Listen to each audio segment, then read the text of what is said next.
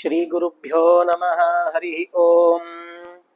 ಯೋಂತಃ ಪ್ರವಿಶ್ಯ ಮಮ ವಾಚಮಿಮಾಂ ಪ್ರಸುಪ್ತಾಂ ಸಂಜೀವಯತ್ಯಖಿಲ ಶಕ್ತಿಧರಸ್ವಧಾಮ್ನಾ ಅನ್ಯಾಂಶ್ಚ ಹಸ್ತಚರಣಶ್ರವಣತ್ವಗಾದೀನ್ ಪ್ರಾಣಾನ್ನಮೋ ಭಗವತೆ ಪುರುಷಾಯ ತುಭ್ಯಂ. ಸೀತಾಲಕ್ಷ್ಮಣಶೋಭಿಪಾರ್ಶ್ವಯುಗಲಃ ಪ್ರೀತ್ಯಾ ವನಮ್ರಾಕೃತಿಂ ವಕ್ತ್ರಾಂಭೋರುಹ ಸಕ್ತಹಸ್ತಕಮಲಂ ಭಕ್ತಂ ಭಟಾಗ್ರೇಸರಂ ಏಕಾಂತೆ ಹನುಮಂತಮುಕ್ತಿಸುಧಯಾ ಸಂತರ್ಪಯನ್ ಸಂತತಂ. ರಾಮಸ್ತಂಭಿತವಾರಿಧಿರ್ವಿಜಯತೆ ಧಾನುಷ್ಕಚೂಡಾಮಣಿಃ ಬುದ್ಧಿರ್ಬಲಂ ಯಶೋಧೈರ್ಯಂ ನಿರ್ಭಯತ್ವಮರೋಗತಾ ಅಜಾಡ್ಯಂ ವಾಕ್ಪಟುತ್ವಂಚ ಹನುಮತ್ಸ್ಮರಣಾತ್ ಭವೇತ್. ನಮೋವಸ್ತಾತ್ವಿಕಾ ದೇವಾ ವಿಷ್ಣುಭಕ್ತಿಪರಾಯಣಾಃ ಧರ್ಮಮಾರ್ಗೇ ಪ್ರೇರಯಂತೋ ಭವಂತಃ ಸರ್ವ ಏವ ಹಿ. ವಾಲ್ಮೀಕೇರ್ಗೌಃ ಪುನೀಯಾನ್ನೋ ಮಹೀಧರಪದಾಶ್ರಯಾ ಯದ್ದುಗ್ಧಮುಪಜೀವಂತಿ ಕವಯಸ್ತರಣಕಾ ಇವ. ತಪಸ್ವಾಧ್ಯಾಯ ಶುಶ್ರೂಷಾ ಕೃಷ್ಣಪೂಜಾರತಂ ಮುನಿಂ ವಿಶ್ವೇಶಂ ಇಷ್ಟದಂ ವಂದೇ ಪರಿವ್ರಾಟ್ ಚಕ್ರವರ್ತಿನಂ. ಆಪಾದಮೌಲಿಪರ್ಯಂತಂ ಗುರುಣಾಮಾಕೃತಿಂ ಸ್ಮರೇತ್ ತೇನ ವಿಘ್ನಾಃ ಪ್ರಣಶ್ಯಂತಿ ಸಿದ್ಧ್ಯಂತಿ ಚ ಮನೋರಥಾಃ. ಶ್ರೀ ಗುರುಭ್ಯೋ ನಮಃ ಹರಿ ಓಂ. ತಪಸ್ವಾಧ್ಯಾಯ ನಿರತಂ ತಪಸ್ವಿ ವಾಗ್ವಿದಾಂವರಂ ನಾರದಂ ಪರಿಪಪ್ರಚ್ಛ ವಾಲ್ಮೀಕಿರ್ ಮುನಿಪುಂಗವಂ.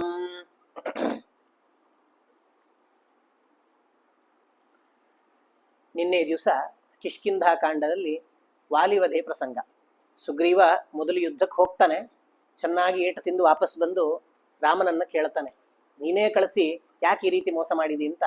ರಾಮಚಂದ್ರ ಜಗತ್ತಿಗೆ ಪಾಠ ಮಾಡುವ ಉದ್ದೇಶದಿಂದ, ಅಣ್ಣ ತಮ್ಮಂದರು ಜಗಳ ಆಡಬೇಕಾದ್ರೆ ಹೊರಗಿನ ಮೂರನೇ ವ್ಯಕ್ತಿ ಒಮ್ಮೆಲೇ ಪ್ರವೇಶ ಮಾಡಬಾರದು, ಅದು ಜಗಳ ಇನ್ನು ಅಪರಿಹಾರ್ಯ ಅಂತಾದಾಗಷ್ಟೇ ಪ್ರವೇಶ ಮಾಡಬೇಕು ಅನ್ನೋದನ್ನ ತಿಳಿಸ್ಕೊಡ್ಲಿಕ್ಕೋಸ್ಕರ ನಿಮ್ಮಿಬ್ಬರಲ್ಲಿ ವ್ಯತ್ಯಾಸ ಗೊತ್ತಾಗ್ಲಿಲ್ಲ ಅಂತ ರಾಮಚಂದ್ರ ಸುಳ್ಳು ಹೇಳಿ, ಇದು ಬಗೆಹರಿಯದ ಸಮಸ್ಯೆ ಅಂತ ಗೊತ್ತಾದ ಮೇಲೆ ಆ ವಾಲಿಯನ್ನ ತಾನು ಬಾಣ ಬಿಟ್ಟು ಸಂಹಾರ ಮಾಡ್ತಾ ಇದ್ದಾನೆ. ಸಂಹಾರ ಮಾಡಿದಾಗ ವಾಲಿ ಅನೇಕ ಪ್ರಶ್ನೆಗಳನ್ನ ರಾಮಚಂದ್ರನ ಮುಂದೆ ಇಡ್ತಾ ಇದ್ದಾನೆ. ಬಹುಶಃ ಆ ರಾಮಚಂದ್ರನ ಏನು ಪುರುಷೋತ್ತಮತ್ವ ಇದೆ, ಅವನು ಮರ್ಯಾದಾ ಪುರುಷೋತ್ತಮ ಅಂತ ಹೇಳಬೇಕಾದ್ರೆ ಈಗಿನ ಅನೇಕರು ಆಕ್ಷೇಪ ಮಾಡೋದೇ ಈ ವಾಲಿ ವಧೆ ಪ್ರಸಂಗ ಇಟ್ಕೊಂಡು. ವಾಲಿಯನ್ನ ಆ ರಾಮಚಂದ್ರ ವಧೆ ಮಾಡಬೇಕಾದ್ರೆ ಮರೆಯಲ್ಲಿ ನಿಂತು ಯಾಕೆ ಕೊಲ್ಬೇಕಿತ್ತು? ಅವನು ಕ್ಷತ್ರಿಯ ಅಲ್ಲ, ವಾನರ ಆದ್ರೂ ಸರಿ ಎದುರುಗಡೆ ಒಂದು ಹೊಡಿಬೋದಿತ್ತಲ್ಲ. ಬಹುಶಃ ರಾಮಚಂದ್ರನಿಗೆ ಹೆದರಿಕೆ ಆಯ್ತಿರ್ಬೇಕು. ಯಾಕೆಂದ್ರೆ ವಾಲಿಗೆ ಒಂದು ವರ ಇತ್ತದ್ದು, ಏನು, ಯಾರು ವಾಲಿಯ ಎದುರಾಳಿಯೋ ಎದುರಾಗಿ ಬಂದು ಯುದ್ಧ ಮಾಡ್ತಾನೋ ಅವನ ಅರ್ಧ ಬಲ ಈ ವಾಲಿಗೆ ಬಂದು ಬಿಡ್ತದೆ ಅಂತ. ಹಾಗಾಗಿ ರಾಮಚಂದ್ರ ಹೆದರಿ ತನ್ನ ಅರ್ಧ ಬಲ ವಾಲಿಗೆ ಹೋಗಿಬಿಡ್ತದೆ ಅನ್ನೋ ಹೆದರಿಕೆಯಿಂದ ರಾಮಚಂದ್ರ ಎದುರುಗಡೆ ಬರಲಿಲ್ಲ ಅಂತ ಹೇಳಿ ಅನೇಕ ಜನರು ಅವರವರ ಬರೆದಿರುವ ಗ್ರಂಥಗಳಲ್ಲಿ ಅದನ್ನು ಉಲ್ಲೇಖ ಮಾಡಿದ್ದಾರೆ. ಆದ್ರಿಂದ ರಾಮಚಂದ್ರ ಮರ್ಯಾದಾ ಪುರುಷೋತ್ತಮ ಅಲ್ಲ ಅಂತ ಹೇಳಲಿಕ್ಕೆ ಇಷ್ಟೆಲ್ಲ ಕಾರಣಗಳನ್ನು ಕೊಡ್ತಾರೆ. ಆದ್ರೆ ಯಾವ ದೇವರಿಂದ ವರ ಪಡೆದರೂ ಕೂಡ ಬ್ರಹ್ಮದೇವರೇ ಬಂದು ವಾಲಿಗೆ ನಿನ್ನ ಎದುರಾಳಿಯ ಅರ್ಧ ಬಲ ಬರಲಿ ಅಂತ ವರ ಕೊಟ್ರೆ ನಾರಾಯಣನಿಗೆ ಆ ಬ್ರಹ್ಮದೇವರ ವರವನ್ನು ಮೀರುವ ಸಾಮರ್ಥ್ಯ ಇದೆ. ಎಷ್ಟೋ ಕಡೆ ಬ್ರಹ್ಮದೇವರಿಂದ ಅವಧ್ಯರಾದ ದೈತ್ಯರನ್ನ ರಾಮಚಂದ್ರ ಸಾಯಿಸ್ಲಿಲ್ವಾ? ಆ ಸಪ್ತತಾಳ ವೃಕ್ಷಗಳ ಕೆಳಗಿದ್ದ ದೈತ್ಯರು, ಇನ್ನು ಆ ದುಂದುಬಿಯ ಶರೀರವನ್ನು ಒದ್ದಾಗ ಪಾತಾಳದಲ್ಲಿದ್ದ ದೈತ್ಯರು, ಇವರೆಲ್ಲ ಬ್ರಹ್ಮದೇವರ ರುದ್ರದೇವರ ವರದಿಂದ ಅವಧ್ಯರಾದವರು. ಹಾಗಾದ್ರೆ ರಾಮಚಂದ್ರನಿಗೆ ಯಾರ ವರವನ್ನು ಬೇಕಾದ್ರೂ ಮೀರುವ ಸಾಮರ್ಥ್ಯ ಇದೆ. ಅಷ್ಟೇ ಅಲ್ಲ, ರಾಮಚಂದ್ರ ಭೂಮಿಗಿಳಿದು ಬಂದಿದ್ದೇ ಯಾರು ಬ್ರಹ್ಮವರದಿಂದ ಅವಧ್ಯರಾಗಿದ್ದಾರೋ ಅವರನ್ನ ಸಾಯಿಸ್ಲಿಕ್ಕೆ ಅಂತ. ಬೇರೆಯವ್ರನ್ನೆಲ್ಲ ಬೇರೆ ಎಲ್ಲ ಅವರೇ ಸಾಯಿಸ್ಕೊಳ್ತಾರೆ. ಋಷಿಗಳು ಶಾಪ ಕೊಟ್ಟು ಸಾಯಿಸ್ತಾರೆ, ಕೆಲವೊಬ್ರು ದೇವತೆಗಳೇ ಬಂದು ಸಾಯಿಸ್ತಾರೆ. ಬ್ರಹ್ಮದೇವರು ಅಂತಂದ್ರೆ ಅವ್ರಿಗಿಂತ ಮೇಲೆ ಇರುವವನು ನಾರಾಯಣ ಒಬ್ಬನೇ. ಹಾಗಾದ್ರೆ ಬ್ರಹ್ಮದೇವರಿಂದ ಅವಧ್ಯರಾದ್ರು ಅಂತಾದ್ರೆ ಬೇರೆ ಯಾವ ದೇವತೆಗಳು ಅವ್ರನ್ನ ಅಲಗಾಡಿಸ್ಲಿಕ್ಕೆ ಆಗ್ತಿರ್ಲಿಲ್ಲ. ಹಾಗಾಗಿ ರಾಮಚಂದ್ರನೇ ಅವತಾರ ಮಾಡಿ ಬರಬೇಕಾಯ್ತು. ರಾಮಚಂದ್ರನಿಗೇನು ಆ ಬ್ರಹ್ಮದೇವರ ವರವನ್ನ ಮೀರೋದು ದೊಡ್ಡ ವಿಷಯ ಆಗ್ತಿರ್ಲಿಲ್ಲ. ಆದರೂ ಈ ನೀತಿ ಅವನನ್ನ ಕೇವಲ ಬೇಟೆ ಆಡಿದಂತೆ ಅವನಿಗೆ ದಂಡಿಸಿದ್ದು ಅನ್ನೋದನ್ನ ತಿಳಿಸ್ಕೊಡ್ಲಿಕ್ಕೋಸ್ಕರ ರಾಮಚಂದ್ರ ಮರೆಯಲ್ಲಿ ನಿಂತು ವಾಲಿಯನ್ನ ಸಂಹಾರ ಮಾಡಿದ. ಸಂಹಾರ ಮಾಡಿ ಆದ್ಮೇಲೆ ತಾರೆ ಬಹಳಷ್ಟು ವಿಲಾಪ ಮಾಡ್ತಾಳೆ. ಅಂಗದ, ಸುಗ್ರೀವ ಬಹಳಷ್ಟು ಕಣ್ಣೀರು ಹಾಕಿ ಕೊನೆಗೆ ಆ ವಾಲಿ ತನ್ನ ಕೊನೆ ಮಾತುಗಳನ್ನ ಸುಗ್ರೀವನಿಗೆ ಹೇಳಿ, ಸುಗ್ರೀವ, ನೀನು ಈ ಕಿಷ್ಕಿಂಧೆಯ ರಾಜನಾಗಬೇಕು, ನನ್ನ ಮಗ ಅಂಗದ ಯುವರಾಜನಾಗಬೇಕು ಅಂತ ಹೇಳಿ ತನ್ನ ಪ್ರಾಣವನ್ನ ರಾಮಚಂದ್ರ ಬದುಕಿಸ್ತೇನೆ ಬೇಕಾದ್ರೆ ಅಂತ ಹೇಳಿದ್ರು ಇಂಥ ಮರಣ ನನಗೆ ಇನ್ನು ಮುಂದೆ ಸಿಗ್ಲಿಕ್ಕಿಲ್ಲ, ಹಾಗಾಗಿ ನಾನು ಸಾಯೋದನ್ನೇ ಆರಿಸ್ಕೊಳ್ತೇನೆ ಅಂತ ಹೇಳಿ ವಾಲಿ ಆ ರಾಮಚಂದ್ರನ ಕಣ್ಣೆದುರಲ್ಲಿ ರಾಮಚಂದ್ರನನ್ನ ನೋಡ್ತಾ ತನ್ನ ಪ್ರಾಣವನ್ನು ಬಿಡ್ತಾನೆ. ಬಿಟ್ಟ ನಂತರ ಸುಗ್ರೀವ, ಅಂಗದ ಎಲ್ಲರೂ ಸೇರಿ ಆ ವಾಲಿಯ ಅಂತ್ಯ ಸಂಸ್ಕಾರಗಳನ್ನು ಮಾಡಿ ಸುಗ್ರೀವ ಆ ಕಿಷ್ಕಿಂಧೆಯ ರಾಜನಾಗ್ತಾನೆ, ಅಂಗದನನ್ನ ಯುವರಾಜನನ್ನಾಗಿ ಮಾಡ್ತಾನೆ. ರಾಮಚಂದ್ರ ಹೇಳ್ತಾನೆ, ಇನ್ನು ಕಾರ್ತಿಕ ಮಾಸ ಬರ್ತದೆ, ಶ್ರಾವಣ ಮಾಸದಲ್ಲಿ ಬೇಡ, ಕಾರ್ತಿಕ ಮಾಸದಲ್ಲಿ ಸೀತೆಯನ್ನು ಹುಡುಕುವ ಕೆಲಸವನ್ನ ಮಾಡೋಣ ಅಂತ ಹೇಳಿ ಅವನನ್ನ ಕಿಷ್ಕಿಂಧೆಗೆ ಕಳಿಸಿಕೊಡ್ತಾನೆ. ಕಾರ್ತಿಕ ಮಾಸ ಬರ್ತದೆ, ಕಾರ್ತಿಕ ಮಾಸ ಮುಗಿಯುವವರೆಗೂ ಸುಗ್ರೀವನ ಸುದ್ದಿ ಇಲ್ಲ. ಇಷ್ಟಾದಾಗ ಹನುಮಂತ ಸುಗ್ರೀವನ ಬಳಿ ಬಂದು ಹೇಳ್ತಾನಂತೆ, ಪ್ರಾಪ್ತ ರಾಮ ಪ್ರಸಾದೇನ ರಾಜ್ಯಕೋಶಾಸ್ತ್ರಿಯಸ್ತ್ವಯ ಇದಾನೀಂ ಭೋಗಸಕ್ತಸ್ತ್ವಂ ನಾಥನ್ನೋ ವ್ಯಸ್ಮರಃ ಕಥಂ. ಅಲ್ಲಪ್ಪ ಸುಗ್ರೀವ, ಇಷ್ಟೆಲ್ಲ ಸುಖವನ್ನ ಅನುಭವಿಸ್ತಾ ಇದೆಯಲ್ಲ, ಇಷ್ಟೆಲ್ಲ ಸುಖ ಅನುಭವಿಸ್ಲಿಕ್ಕೆ ಹೇಗೆ ಸಾಧ್ಯ ಆಯ್ತು ನಿನಗೆ? ವಾಲಿಯನ್ನ ಕೊಂದಿದ್ರಿಂದ ಅಲ್ಲ. ವಾಲಿಯನ್ ಯಾರು? ನೀ ಕೊಂದೇನು? ರಾಮಚಂದ್ರ ಕೊಂದಿದ್ದು. ಹಾಗಾದ್ರೆ ರಾಮಚಂದ್ರನ ಹತ್ರ ಇಷ್ಟೆಲ್ಲ ಕೆಲಸ ಮಾಡಿಸಿ ಅಗ್ನಿ ಮುಂದೆ ನೀನು ಪ್ರತಿಜ್ಞೆ ಮಾಡಿದಿ. ನೀನು ರಾಮಚಂದ್ರ ಪ್ರತಿಜ್ಞೆ ಮಾಡಿದ್ದ ವಾಲಿಯನ್ನ ಸಂಹಾರ ಮಾಡಿ ಕೊಡ್ತೀನಿ ಅಂತ. ನೀನು ವಾಲಿಯನ್ನ ಕೊಲ್ಲಿಸಿದ್ರೆ ನಿನ್ನ ಹೆಂಡತಿಯನ್ನ ಹುಡುಕಿಸುವ ಜವಾಬ್ದಾರಿ ನಂದು ಅಂತ ಹೇಳಿ ಅಗ್ನಿ ಸಮ್ಮುಖವಾಗಿ ನೀನು ಪ್ರತಿಜ್ಞೆ ಮಾಡಿದ್ಯಲ್ಲ, ಎಲ್ಲಿ ಹೋಯ್ತು ನಿನ್ನ ಪ್ರತಿಜ್ಞೆ? ಸುಖದ ಸುಪ್ಪತ್ತಿಗೆಯಲ್ಲಿ ಆರಾಮಾಗಿ ಇದ್ಬಿಟ್ಟಿದೆ. ಈಗ ನೀನು ಮಾಡಿದ ಪ್ರತಿಜ್ಞೆಯನ್ನ ಮರೆತು ಬಿಟ್ಟಿದ್ದಿ. ನೀನು ಯಾವತ್ತೂ ರಾಮನ ಕಾರ್ಯದಲ್ಲಿ ಎಚ್ಚರ ತಪ್ಪಿ ಅದನ್ನ ವಿಳಂಬ ಮಾಡಬಾರ್ದು. ರಾಮನ ಕೆಲಸ ಅಂದ್ರೆ ಅದು ನಿನ್ನ ಕೆಲಸ, ಸ್ವಂತ ಕೆಲಸ ಅಂತ ತಿಳ್ಕೊಂಡು ನೀನು ಮಾಡಿಕೊಡ್ಬೇಕು. ಒಂದ್ ವೇಳೆ ರಾಮನ ಕೆಲಸ ಮಾಡದೆ ಅದರಲ್ಲಿ ನೀನು ಉದಾಸೀನನಾಗಿ ಕೂತಿ ಅಂತಾದ್ರೆ ನಾನೇ ಜಾಡಿಸಿ ಮಾಡಿಸ್ಬೇಕಾಗ್ತದೆ. ಹನುಮಂತ ಅದಕ್ಕೆ ಸುಗ್ರೀವನ ಮಿತ್ರ ಅಂತಂದ್ರೆ ಹಂಗೆ, ಎಲ್ಲಿ ಏನನ್ನ ಹೇಳಬೇಕು ಅದನ್ನ ಸರಿಯಾಗಿ ಹೇಳಬೇಕು, ಅವನಿಗೆ ಅರ್ಥ ಆಗೋ ರೀತಿಯಲ್ಲಿ ಹೇಳ್ತಾನೆ. ಅವಾಗ ಸುಗ್ರೀವ, ಇಲ್ಲಪ್ಪ ತಪ್ಪಾಗಿ ಬಿಡ್ತು ನನ್ನ ಕೈಯಿಂದ ಅಂತ ಹೇಳಿ ತಾನು ಹನುಮದ್ವಾಕ್ಯಮಾಕರ್ಣ್ಯ ಹನುಮಂತಂ ಪ್ರಪೂಜ್ಯ ಸಹ ನಮಸ್ಕಾರ ಮಾಡಿ ಕೇಳ್ಕೊಳ್ತಾನಂತೆ. ತಪ್ಪಾಗಿ ಬಿಡ್ತು, ಬಹಳಷ್ಟು ವರ್ಷ ಆಗಿತ್ತು ಇಂತಹ ಸುಖವನ್ನ ಕಂಡು, ಇಷ್ಟು ವರ್ಷ ದುಃಖಪಟ್ಟು ಒಮ್ಮಿಂದೊಮ್ಮೆಲೆ ಸುಖ ಬಂದಾಗ ಆ ಸುಖದಲ್ಲಿ ಮುಳುಗಿ ನಾನು ಮರೆತು ಬಿಟ್ಟಿದ್ದೆ ಅಲ್ಲ, ನನ್ನನ್ನು ಜ್ಞಾಪಿಸಿದೆಯಲ್ಲ ಅಂತ ಹೇಳಿ ಅವನ ಮಂತ್ರಿ ನೀಲ, ಅಗ್ನಿಯ ಅವತಾರನಾದಂತಹ ನೀಲ ಕಪಿಯನ್ನ ಕರಿತಾನಂತೆ. ಕರೆದು ಯಾರೆಲ್ಲ ವಾನರ ಯೂಥಪರು, ವಾನರ ಮುಖಂಡರಿದ್ದಾರಲ್ಲ ಅವ್ರನ್ನೆಲ್ಲ ಕರಿ, ವೃದ್ಧ ವಾನರರು, ಜ್ಞಾನಿಗಳು ಅಂತೆಲ್ಲ ಎಷ್ಟೆಲ್ಲ ಕಪಿಗಳಿದ್ದಾರಲ್ಲ ಅವರೆಲ್ಲರನ್ನು ಕೂಡ ಕರ್ಕೊಂಡು ಬರಬೇಕು. ಅಷ್ಟೇ ಅಲ್ಲ, ಇಡೀ ನಮ್ಮ ಜಗತ್ತಿನಲ್ಲಿ ಎಷ್ಟೆಲ್ಲ ಕಪಿಗಳಿದ್ದಾವಲ್ಲ ಆ ಎಲ್ಲ ಕಪಿಗಳು ಇನ್ನು ಮುಂದಿನ ಹುಣ್ಣಿಮೆ ಅಂತಂದ್ರೆ ಬಹುಶಃ ಷಷ್ಠಿ ಸಪ್ತಮಿ ಇರ್ಬೇಕು, ಅವತ್ತು 7 ದಿನಗಳಲ್ಲಿ ಎಲ್ಲ ಕಪಿಗಳು ಇಲ್ಲಿ ನನ್ನ ಮುಂದೆ ಬರಬೇಕು, ಎಲ್ಲರಿಗೂ ಕೂಡ ಸುಗ್ರೀವನ ಆದೇಶ ಆಗಿದೆ ಅಂತ ತಿಳಿಸ್ಬೇಕು ಅಂತ ಹೇಳಿ ಆ ನೀಲನನ್ನ ಕರೆದು ಅವನಿಗೆ ಹೇಳಿ ಕಳಿಸ್ತಾನಂತೆ. ಇಷ್ಟಾದಾಗ ಹನುಮಂತನು ಕೂಡ ಎಲ್ಲ ಕಪಿಗಳನ್ನ ಅದರಲ್ಲಿಯೂ ಯಾರೆಲ್ಲ ವೇಗವಾಗಿ ಹೋಗಬಲ್ಲರು ಆದಷ್ಟು ಸ್ಪೀಡಾಗಿ ಹೋಗಿ ಅವರಿಗೆ ಸಂದೇಶವನ್ನ ತಲುಪಿಸ್ಬೇಕಾಗಿದೆ. ಎಲ್ಲಿ ಅಂತಂದ್ರೆ ಸಪ್ತದ್ವೀಪಗಳಲ್ಲಿ ಇಡೀ ಭೂಭಾಗದಲ್ಲಿ ಎಷ್ಟೆಲ್ಲ ಕಪಿಗಳಿದ್ದಾವೋ ಎಲ್ಲ ಕಪಿಗಳಿಗೂ ಸಂದೇಶ ಹೋಗ್ಬೇಕು. ಯಾರೆಲ್ಲ ಕಪಿಗಳಿದ್ದಾರೋ ಎಲ್ಲ ಕಪಿಗಳು ಕೂಡ ಬರಬೇಕು ಅಂತನ್ನೋದನ್ನ ತಿಳಿಸು. ಸುಗ್ರೀವನ ಆಜ್ಞೆ ಆಗಿದೆ, ಹನುಮಂತ ಹೇಳಿ ಕಳಿಸಿದಾನೆ. ರಾಮಚಂದ್ರನ ಸೇವೆಗಾಗಿ ಎಲ್ಲ ಕಪಿಗಳು ಇನ್ನು 7 ದಿನಗಳ ಒಳಗಾಗಿ ಇಲ್ಲಿ ಬಂದು ಸೇರ್ಬೇಕಂತೆ ಸುಗ್ರೀವನ ಮುಂದೆ ಅಂತ ಹೇಳಿ ಕಳಿಸ್ತಾ ಇದ್ದಾನ. ಇಷ್ಟಾದಾಗ ಇತ್ತ ಪ್ರಸ್ರವಣಗಿರಿಯಲ್ಲಿ ರಾಮ ಮತ್ತು ಲಕ್ಷ್ಮಣ ಇದ್ದಾರಂತೆ. ರಾಮ ನೋಡ್ತಾ ಇದ್ದಾನೆ, ಕಾರ್ತಿಕ ಮಾಸ ಮುಗಿಲಿಕ್ಕೆ ಬಂದಿದೆ, ಸುಗ್ರೀವ ಇನ್ನು ಎಚ್ಚೆತ್ಕೊಳ್ತಾ ಇಲ್ಲ. ಲಕ್ಷ್ಮಣನನ್ನ ಕರೆದು ಹೇಳ್ತಾನಂತೆ, ಲಕ್ಷ್ಮಣ ಸ್ವಲ್ಪ ಕಿಷ್ಕಿಂಧೆಗೆ ಹೋಗಿ ಬಾಪ. ಕಿಷ್ಕಿಂಧೆಗೆ ಹೋಗಿ ಯದಿ ಪ್ರಮತ್ತೋಸಿ ಮದೀಯ ಕಾರ್ಯೇ ನಯಾಮ್ಯಹಂ ತ್ವೇಂದ್ರ ಸುತಸ್ಯ ಮಾರ್ಗಂ ರಾಯಸ್ವ ಕಾರ್ಯೇ ಪ್ರತಿಪಾದಿತೇ ಹಿ ಮದೋದ್ಧತಾ ನ ಪ್ರತಿಕರ್ತುಮೀಶತೆ. ಒಂದು ಮಾತನ್ನ ಸುಗ್ರೀವನಿಗೆ ಹೇಳಬೇಕು ನೀನು. ಏನು? ಯಾವತ್ತು ಮದೋದ್ಧತರು, ಅಹಂಕಾರ ಬಂದಿರ್ತದೆ. ಏನೋ ಸುಖ ಬಹಳ ಆದಾಗ ನಮಗೆ ನಾವೇ ಸುಖಿಗಳು, ನಮ್ಮಷ್ಟು ಸುಖ ಇನ್ಯಾರಿಗೂ ಇಲ್ಲ ಅಂತ ಅನ್ಕೊಂಡ್ಬಿಡ್ತೇವೆ. ಆ ರೀತಿ ಯಾರು ಮದಾಂಧರ ಆಗಿರ್ತಾರಲ್ಲ ಅಂಥವರು ಬೇರೆಯವರಿಂದ ಸಹಾಯವನ್ನು ಪಡ್ಕೊಳ್ತಾರಂತೆ, ಮತ್ತೆ ಸಹಾಯ ಮಾಡ್ಲಿಕ್ಕೆ ಇಷ್ಟಪಡೋದಿಲ್ಲ, ಅವರು ಪ್ರತ್ಯುಪಕಾರ ಮಾಡ್ಲಿಕ್ಕೆ ಇಷ್ಟಪಡೋದಿಲ್ಲ. ಆದ್ರಿಂದ ಸುಗ್ರೀವನಿಗೆ ಒಂದು ಮಾತು ಹೇಳು, ಆ ವಾಲಿ ಹೋದ್ನಲ್ಲ ದಾರಿ, ಆ ದಾರಿ ಮುಚ್ಚಿಲ್ಲ, ಇನ್ನು ಆ ದಾರಿ ತೆರೆದೇ ಇದೆ, ಆ ಬಾಣಗಳು ನನ್ನ ಬತ್ತಳಿಕೆಯಲ್ಲಿ ಇನ್ನೂ ಹಾಗೆ ಇದೆ, ನೀನು ಹೂ ಅಂತ ಹೇಳಿದ್ರೆ ಬೇಕಾದ್ರೆ ನಿನ್ನನ್ನು ಅದೇ ದಾರಿಗೆ ಕಳಿಸ್ತಾನಂತೆ ರಾಮಚಂದ್ರ ಅಂತ ಒಂದು ಮಾತು ಎಚ್ಚರಿಸಿ ಬಾ ಅವನನ್ನ ಅಂತ ಹೇಳಿ ಲಕ್ಷ್ಮಣನಿಗೆ ಹೇಳ್ತಾನಂತೆ. ಲಕ್ಷ್ಮಣನಿಗೆ ಬಹಳಷ್ಟು ಸಿಟ್ಟು ಬರ್ತದೆ.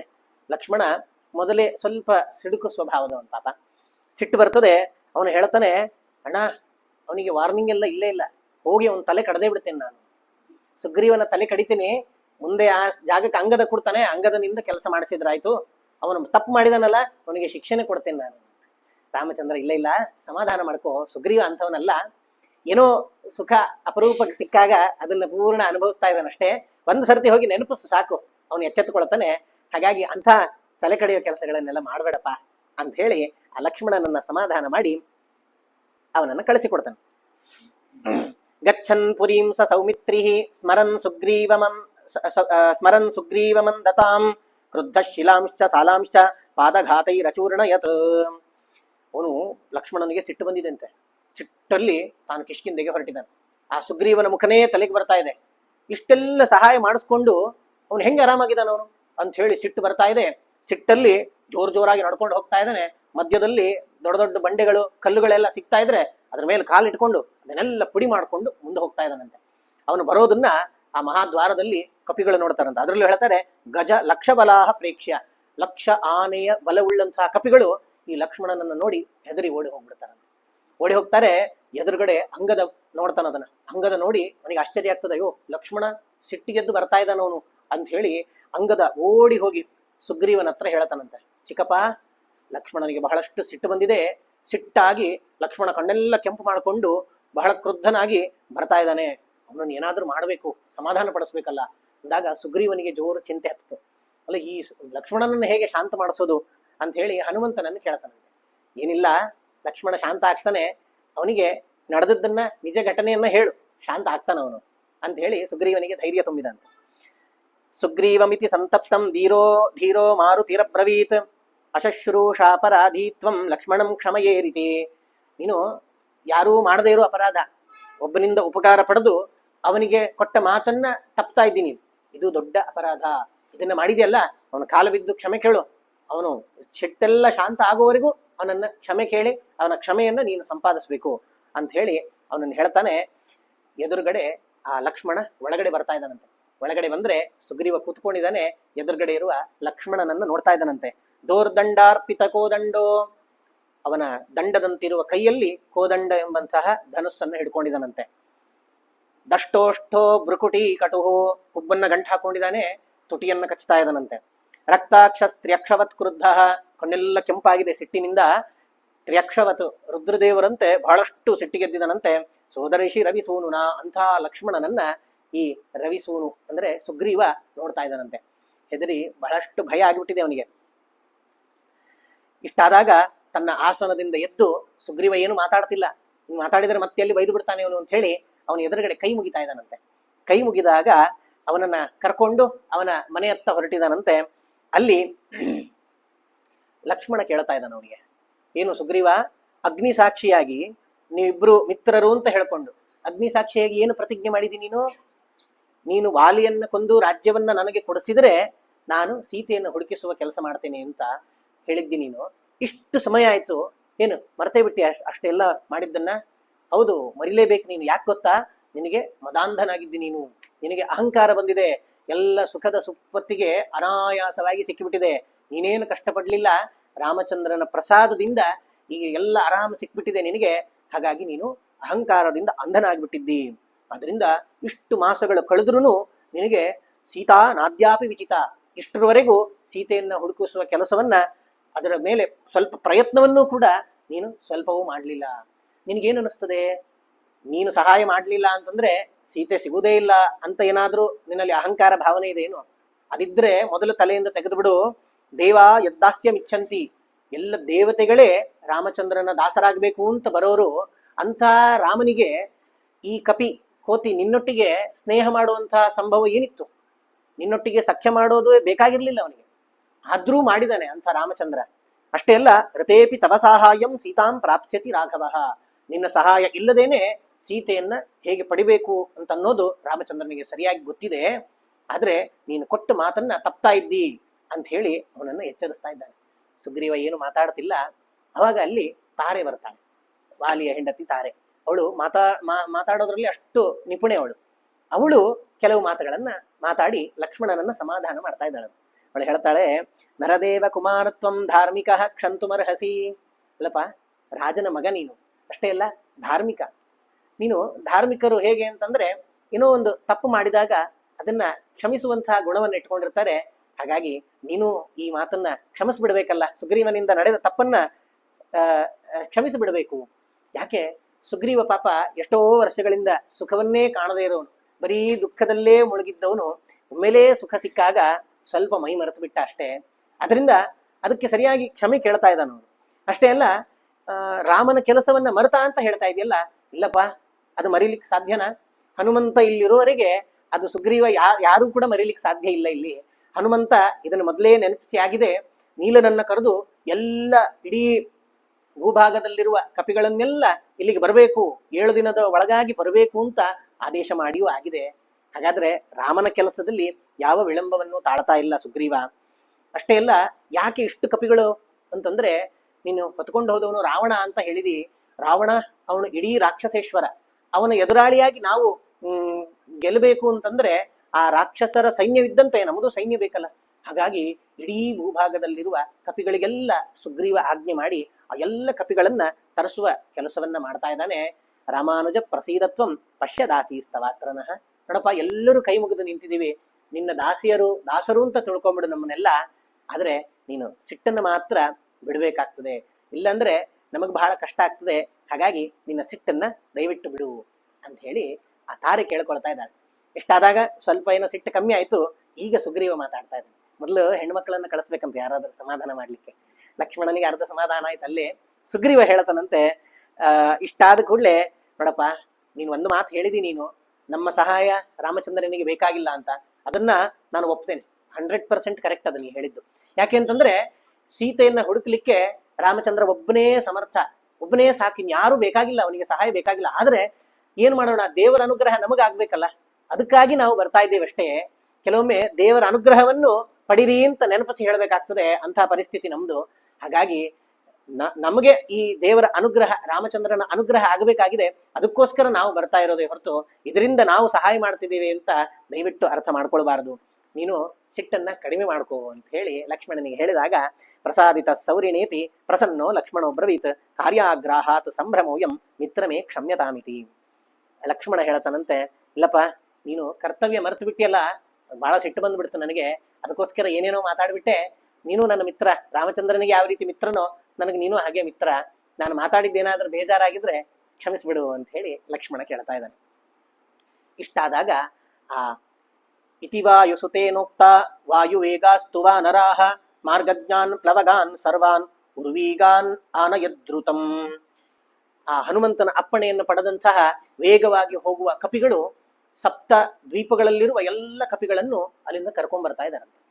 ಇಲ್ಲಿ ಒಂದು ಪ್ರಶ್ನೆ ಬರ್ತದೆ ನಮಗೆ, ಈ ಸಪ್ತ ದ್ವೀಪಗಳು ಅಂತಂದ್ರೆ ಬಹಳಷ್ಟು ದೂರ, ಸಮುದ್ರ ಎಲ್ಲ ದಾಟಿ ಅಲ್ಲಿಂದ ದ್ವೀಪಗಳಿಂದ ಕರ್ಕೊಂಡು ಬರಬೇಕು ಕಪಿಗಳನ್ನ. ನಮಗೆ ಮುಂದೆ ಗೊತ್ತಾಗ್ತದೆ, ಈ ದಕ್ಷಿಣ ಭಾರತದ ದಕ್ಷಿಣ ಸಮುದ್ರದಿಂದ ಲಂಕೆಗೆ ಹಾರಲಿಕ್ಕೆ ಯಾವ ಕಪಿಗಳಿಗೂ ಆಗ್ಲಿಲ್ಲ. ಅಂದ್ರೆ ಅಲ್ಲಿಂದ ಅಲ್ಲಿ ಅವರು ಹೇಳುವಂಥದ್ದು 100 ಯೋಜನೆ ಇದೆ ಅಂತ. 100 ಯೋಜನೆನೇ ಹಾರ್ಲಿಕ್ಕೆ ಆಗ್ಲಿಲ್ಲ. ಈ ಸಪ್ತ ದ್ವೀಪಗಳಿಂದ ಕಪಿಗಳೆಲ್ಲ ಹೆಂಗ್ ಬಂದ್ರು? ಯಾಕಂದ್ರೆ ಅಲ್ಲಿ 100 ಯೋಜನೆ ಅಲ್ಲ, 1,00,000 ಯೋಜನಕ್ಕೆ ಒಂದೊಂದು ದ್ವೀಪಗಳಿರೋದು. ಹಿಂಗಿರ್ಬೇಕಾದ್ರೆ ಆ ಕಪಿಗಳೆಲ್ಲ ಹೆಂಗ್ ಬಂದ್ರಪ್ಪ ಅಂತ ಅದಕ್ಕೆ ತಾತ್ಪರ್ಯ ನಿರ್ಣಯಕ್ಕೆ ಭಾವಪ್ರಕಾಶಿಕೆ ಅಂತ ವಾದಿರಾಜರು ಅದನ್ನ ವ್ಯಾಖ್ಯಾನ ಮಾಡ್ತಾ ಹೇಳ್ತಾರೆ. ಶತಯೋಜನ ಪ್ರದೇಶೇ ವಿದ್ಯಮಾನ ಲಂಕಾದ್ವೀಪ ಗಮನೆ ಅಸಮರ್ಥಾನಾಂ ಕಪೀನಾಂ. ಈ 100 ಯೋಜನ ಇರೋ ಲಂಕಾದ್ವೀಪಕ್ಕೆ ಹೋಗ್ಲಿಕ್ಕೆ ಅಸಮರ್ಥರಾದ ಕಪಿಗಳು ಆ ಸಪ್ತದ್ವೀಪಗಳಿಂದ ಹೆಂಗ್ ಬಂದ್ರಪ್ಪ ಅಂತಂದ್ರೆ, ಸತ್ಯಂ ಸಪ್ತಸ್ವಪಿ ಸಮುದ್ರೇಶು 10, 30, 40, 50 90 ಪರ್ಯಂತ ಯೋಜನೇಶು ತತ್ರ ತತ್ರ ಅವಾಂತರ ದ್ವೀಪಾಃ ಗಾಧ ಪ್ರದೇಶಾಶ್ಚ ಸಂತಿ ತತ್ಸರ್ವಂ ಹನುಮದುಪದೇಶೇನ ವಾನರಾ ಜಾನಂತಿ ಅಂತ ವ್ಯಾಖ್ಯಾನ ಬರೀತಾರೆ. ಹೌದು, ಅಲ್ಲಿಂದ ಇಲ್ಲಿ ಹೆಂಗ್ ಬಂದ್ರಪ್ಪ ಅಂತಂದ್ರೆ, ಆ ಸಪ್ತದ್ವೀಪಗಳು ಇದೆ ಅಲ್ಲ, ಅದು ಬಹಳಷ್ಟು ದೂರ ಇರೋದು. ಇದು ಲಂಕೆಯಿಂದ ದಕ್ಷಿಣ ಸಮುದ್ರ 100 ಯೋಜನ ಅಷ್ಟೇ. ಅಲ್ಲಿಂದ ಇಲ್ಲಿಗೆ ಬರ್ಬೇಕು ಅಂದ್ರೆ ಬಹಳಷ್ಟು ದೂರ ಇದೆ. ಆದ್ರೆ ಮಧ್ಯದಲ್ಲಿ 10 ಯೋಜನಕ್ಕೆ, 20 ಯೋಜನಕ್ಕೆ, 50, 90 ಯೋಜನಗಳ ಮಧ್ಯದಲ್ಲಿ ಕೆಲವು ಅವಾಂತರ ದ್ವೀಪಗಳು ಅಂತ, ಸಣ್ಣ ಸಣ್ಣ ದ್ವೀಪಗಳು, ಇನ್ನು ಕೆಲವೊಂದು ನಡುಗಡ್ಡೆಗಳು ಅಂತ, ಕೆಲವೊಂದು ಕಲ್ಲುಗಳು ಅಂತ ಸಿಗ್ತಾ ಇದ್ವು. ಹಾಗಾಗಿ ಈ ಕಪಿಗಳು ಹೆಂಗೆ ಅಂತಂದ್ರೆ, ಒಂದು ಸರ್ತಿ ಜಿಗಿತವೆ, ಜಿಗಿದ್ರೆ 10 ಯೋಜನವರೆಗೆ ಜಿಗಿಯೋ ಸಾಮರ್ಥ್ಯ ಆ ಕಪಿಗಳಿಗಿತ್ತಂತ. ಕಡಿಮೆ ಅಂದ್ರೆ 10, ಅದಾದ್ಮೇಲೆ 90ರವರೆಗೆ ಜಿಗಿತಾ ಇದ್ವು. ಹಾಗಾಗಿ 10 ಯೋಜನದಲ್ಲಿ ಅಲ್ಲಲ್ಲಿ ನಡುಗಡ್ಡೆಗಳು ಸಿಗ್ತವೆ. ಒಂದು ಕಪಿ ಜಿಗಿತದೆ, 10 ಯೋಜನೆ ಜಿಗಿತದೆ, ಅಲ್ಲಿ ಇದ್ದಲ್ಲಿ ಒಂದು ಕಾಲಿಡ್ತದೆ. ಜಸ್ಟ್ ಒಂದು ಕಾಲಿಡ್ಲಿಕ್ಕೆ ಜಾಗ ಸಿಕ್ಕರೆ ಸಾಕು, ಮತ್ತೆ ಅಲ್ಲಿಂದ ಒತ್ತಿ ಇನ್ನೊಂದು ಕಡೆ ಜಿಗಿತಾವ. ಈ ರೀತಿ ಜಿಗಿತಾ ಬಂದ್ರು ಅದನ್ನು ಹೇಳ್ತಾರೆ ಹನುಮದುಪದೇಶೇನ ವಾನರಾ ಜಾನಂತಿ. ಆ ವಾನರರಿಗೆಲ್ಲ ಹನುಮಂತನ ಉಪದೇಶ ಇತ್ತಂತೆ. ಅಂದ್ರೆ ಹನುಮಂತನಿಗೆ ಎಲ್ಲೆಲ್ಲಿ ನಡುಗಡ್ಡೆಗಳಿವೆ, ಎಲ್ಲೆಲ್ಲಿ ಈ ಸಣ್ಣ ಸಣ್ಣ ದ್ವೀಪಗಳಿವೆ, ಇದೆಲ್ಲ ಗೊತ್ತಿತ್ತಂತೆ. ಆ ಹನುಮಂತನಿಂದ ತಿಳಿದ ಕಪಿಗಳು ಆ ಹನುಮಂತ ಹೇಳಿದ ಮಾರ್ಗದಲ್ಲಿಯೇ ಬಂದ್ರು ಅಂತ. ಈ ರೀತಿ ಆ ಸಪ್ತದ್ವೀಪದಲ್ಲಿ ಇರುವಂತಹ ಕಪಿಗಳು ಬಂದ್ರು. ಆದ್ರೆ ಲಂಕೆಗೆ ಬರೀ 100 ಯೋಜನೆ ಇದ್ದಿದ್ದು, ಅಲ್ಲಿ ಯಾರಿಗೂ ಹಾರ್ಲಿಕ್ಕೆ ಆಗ್ಲಿಲ್ಲ. ಯಾಕೆ? ಅಲ್ಲಿ ಮಧ್ಯ ಯಾವ ಅವಾಂತರ ದ್ವೀಪನೂ ಇಲ್ಲ, ನಡುಗಡ್ಡೆನೂ ಇಲ್ಲ. ಹಾಗಾಗಿ ಇಲ್ಲಿಂದ ಅಲ್ಲಿಗೆ ಹಾರ್ಲಿಕ್ಕೆ ಯಾವ ಕಪಿಗಳು ಸಮರ್ಥರು ಅಂತ ಆಗ್ಲಿಲ್ಲ. ಕೊನೆಗೆ ಹನುಮಂತನೇ ಹಾರ್ಬೇಕಾಯ್ತಲ್ಲಿ. ಇಷ್ಟಾದಾಗ ಎಲ್ಲ ಕಡೆಯಿಂದ ಕಪಿಗಳು ಬರ್ತಾ ಇದ್ದಾರಂತೆ.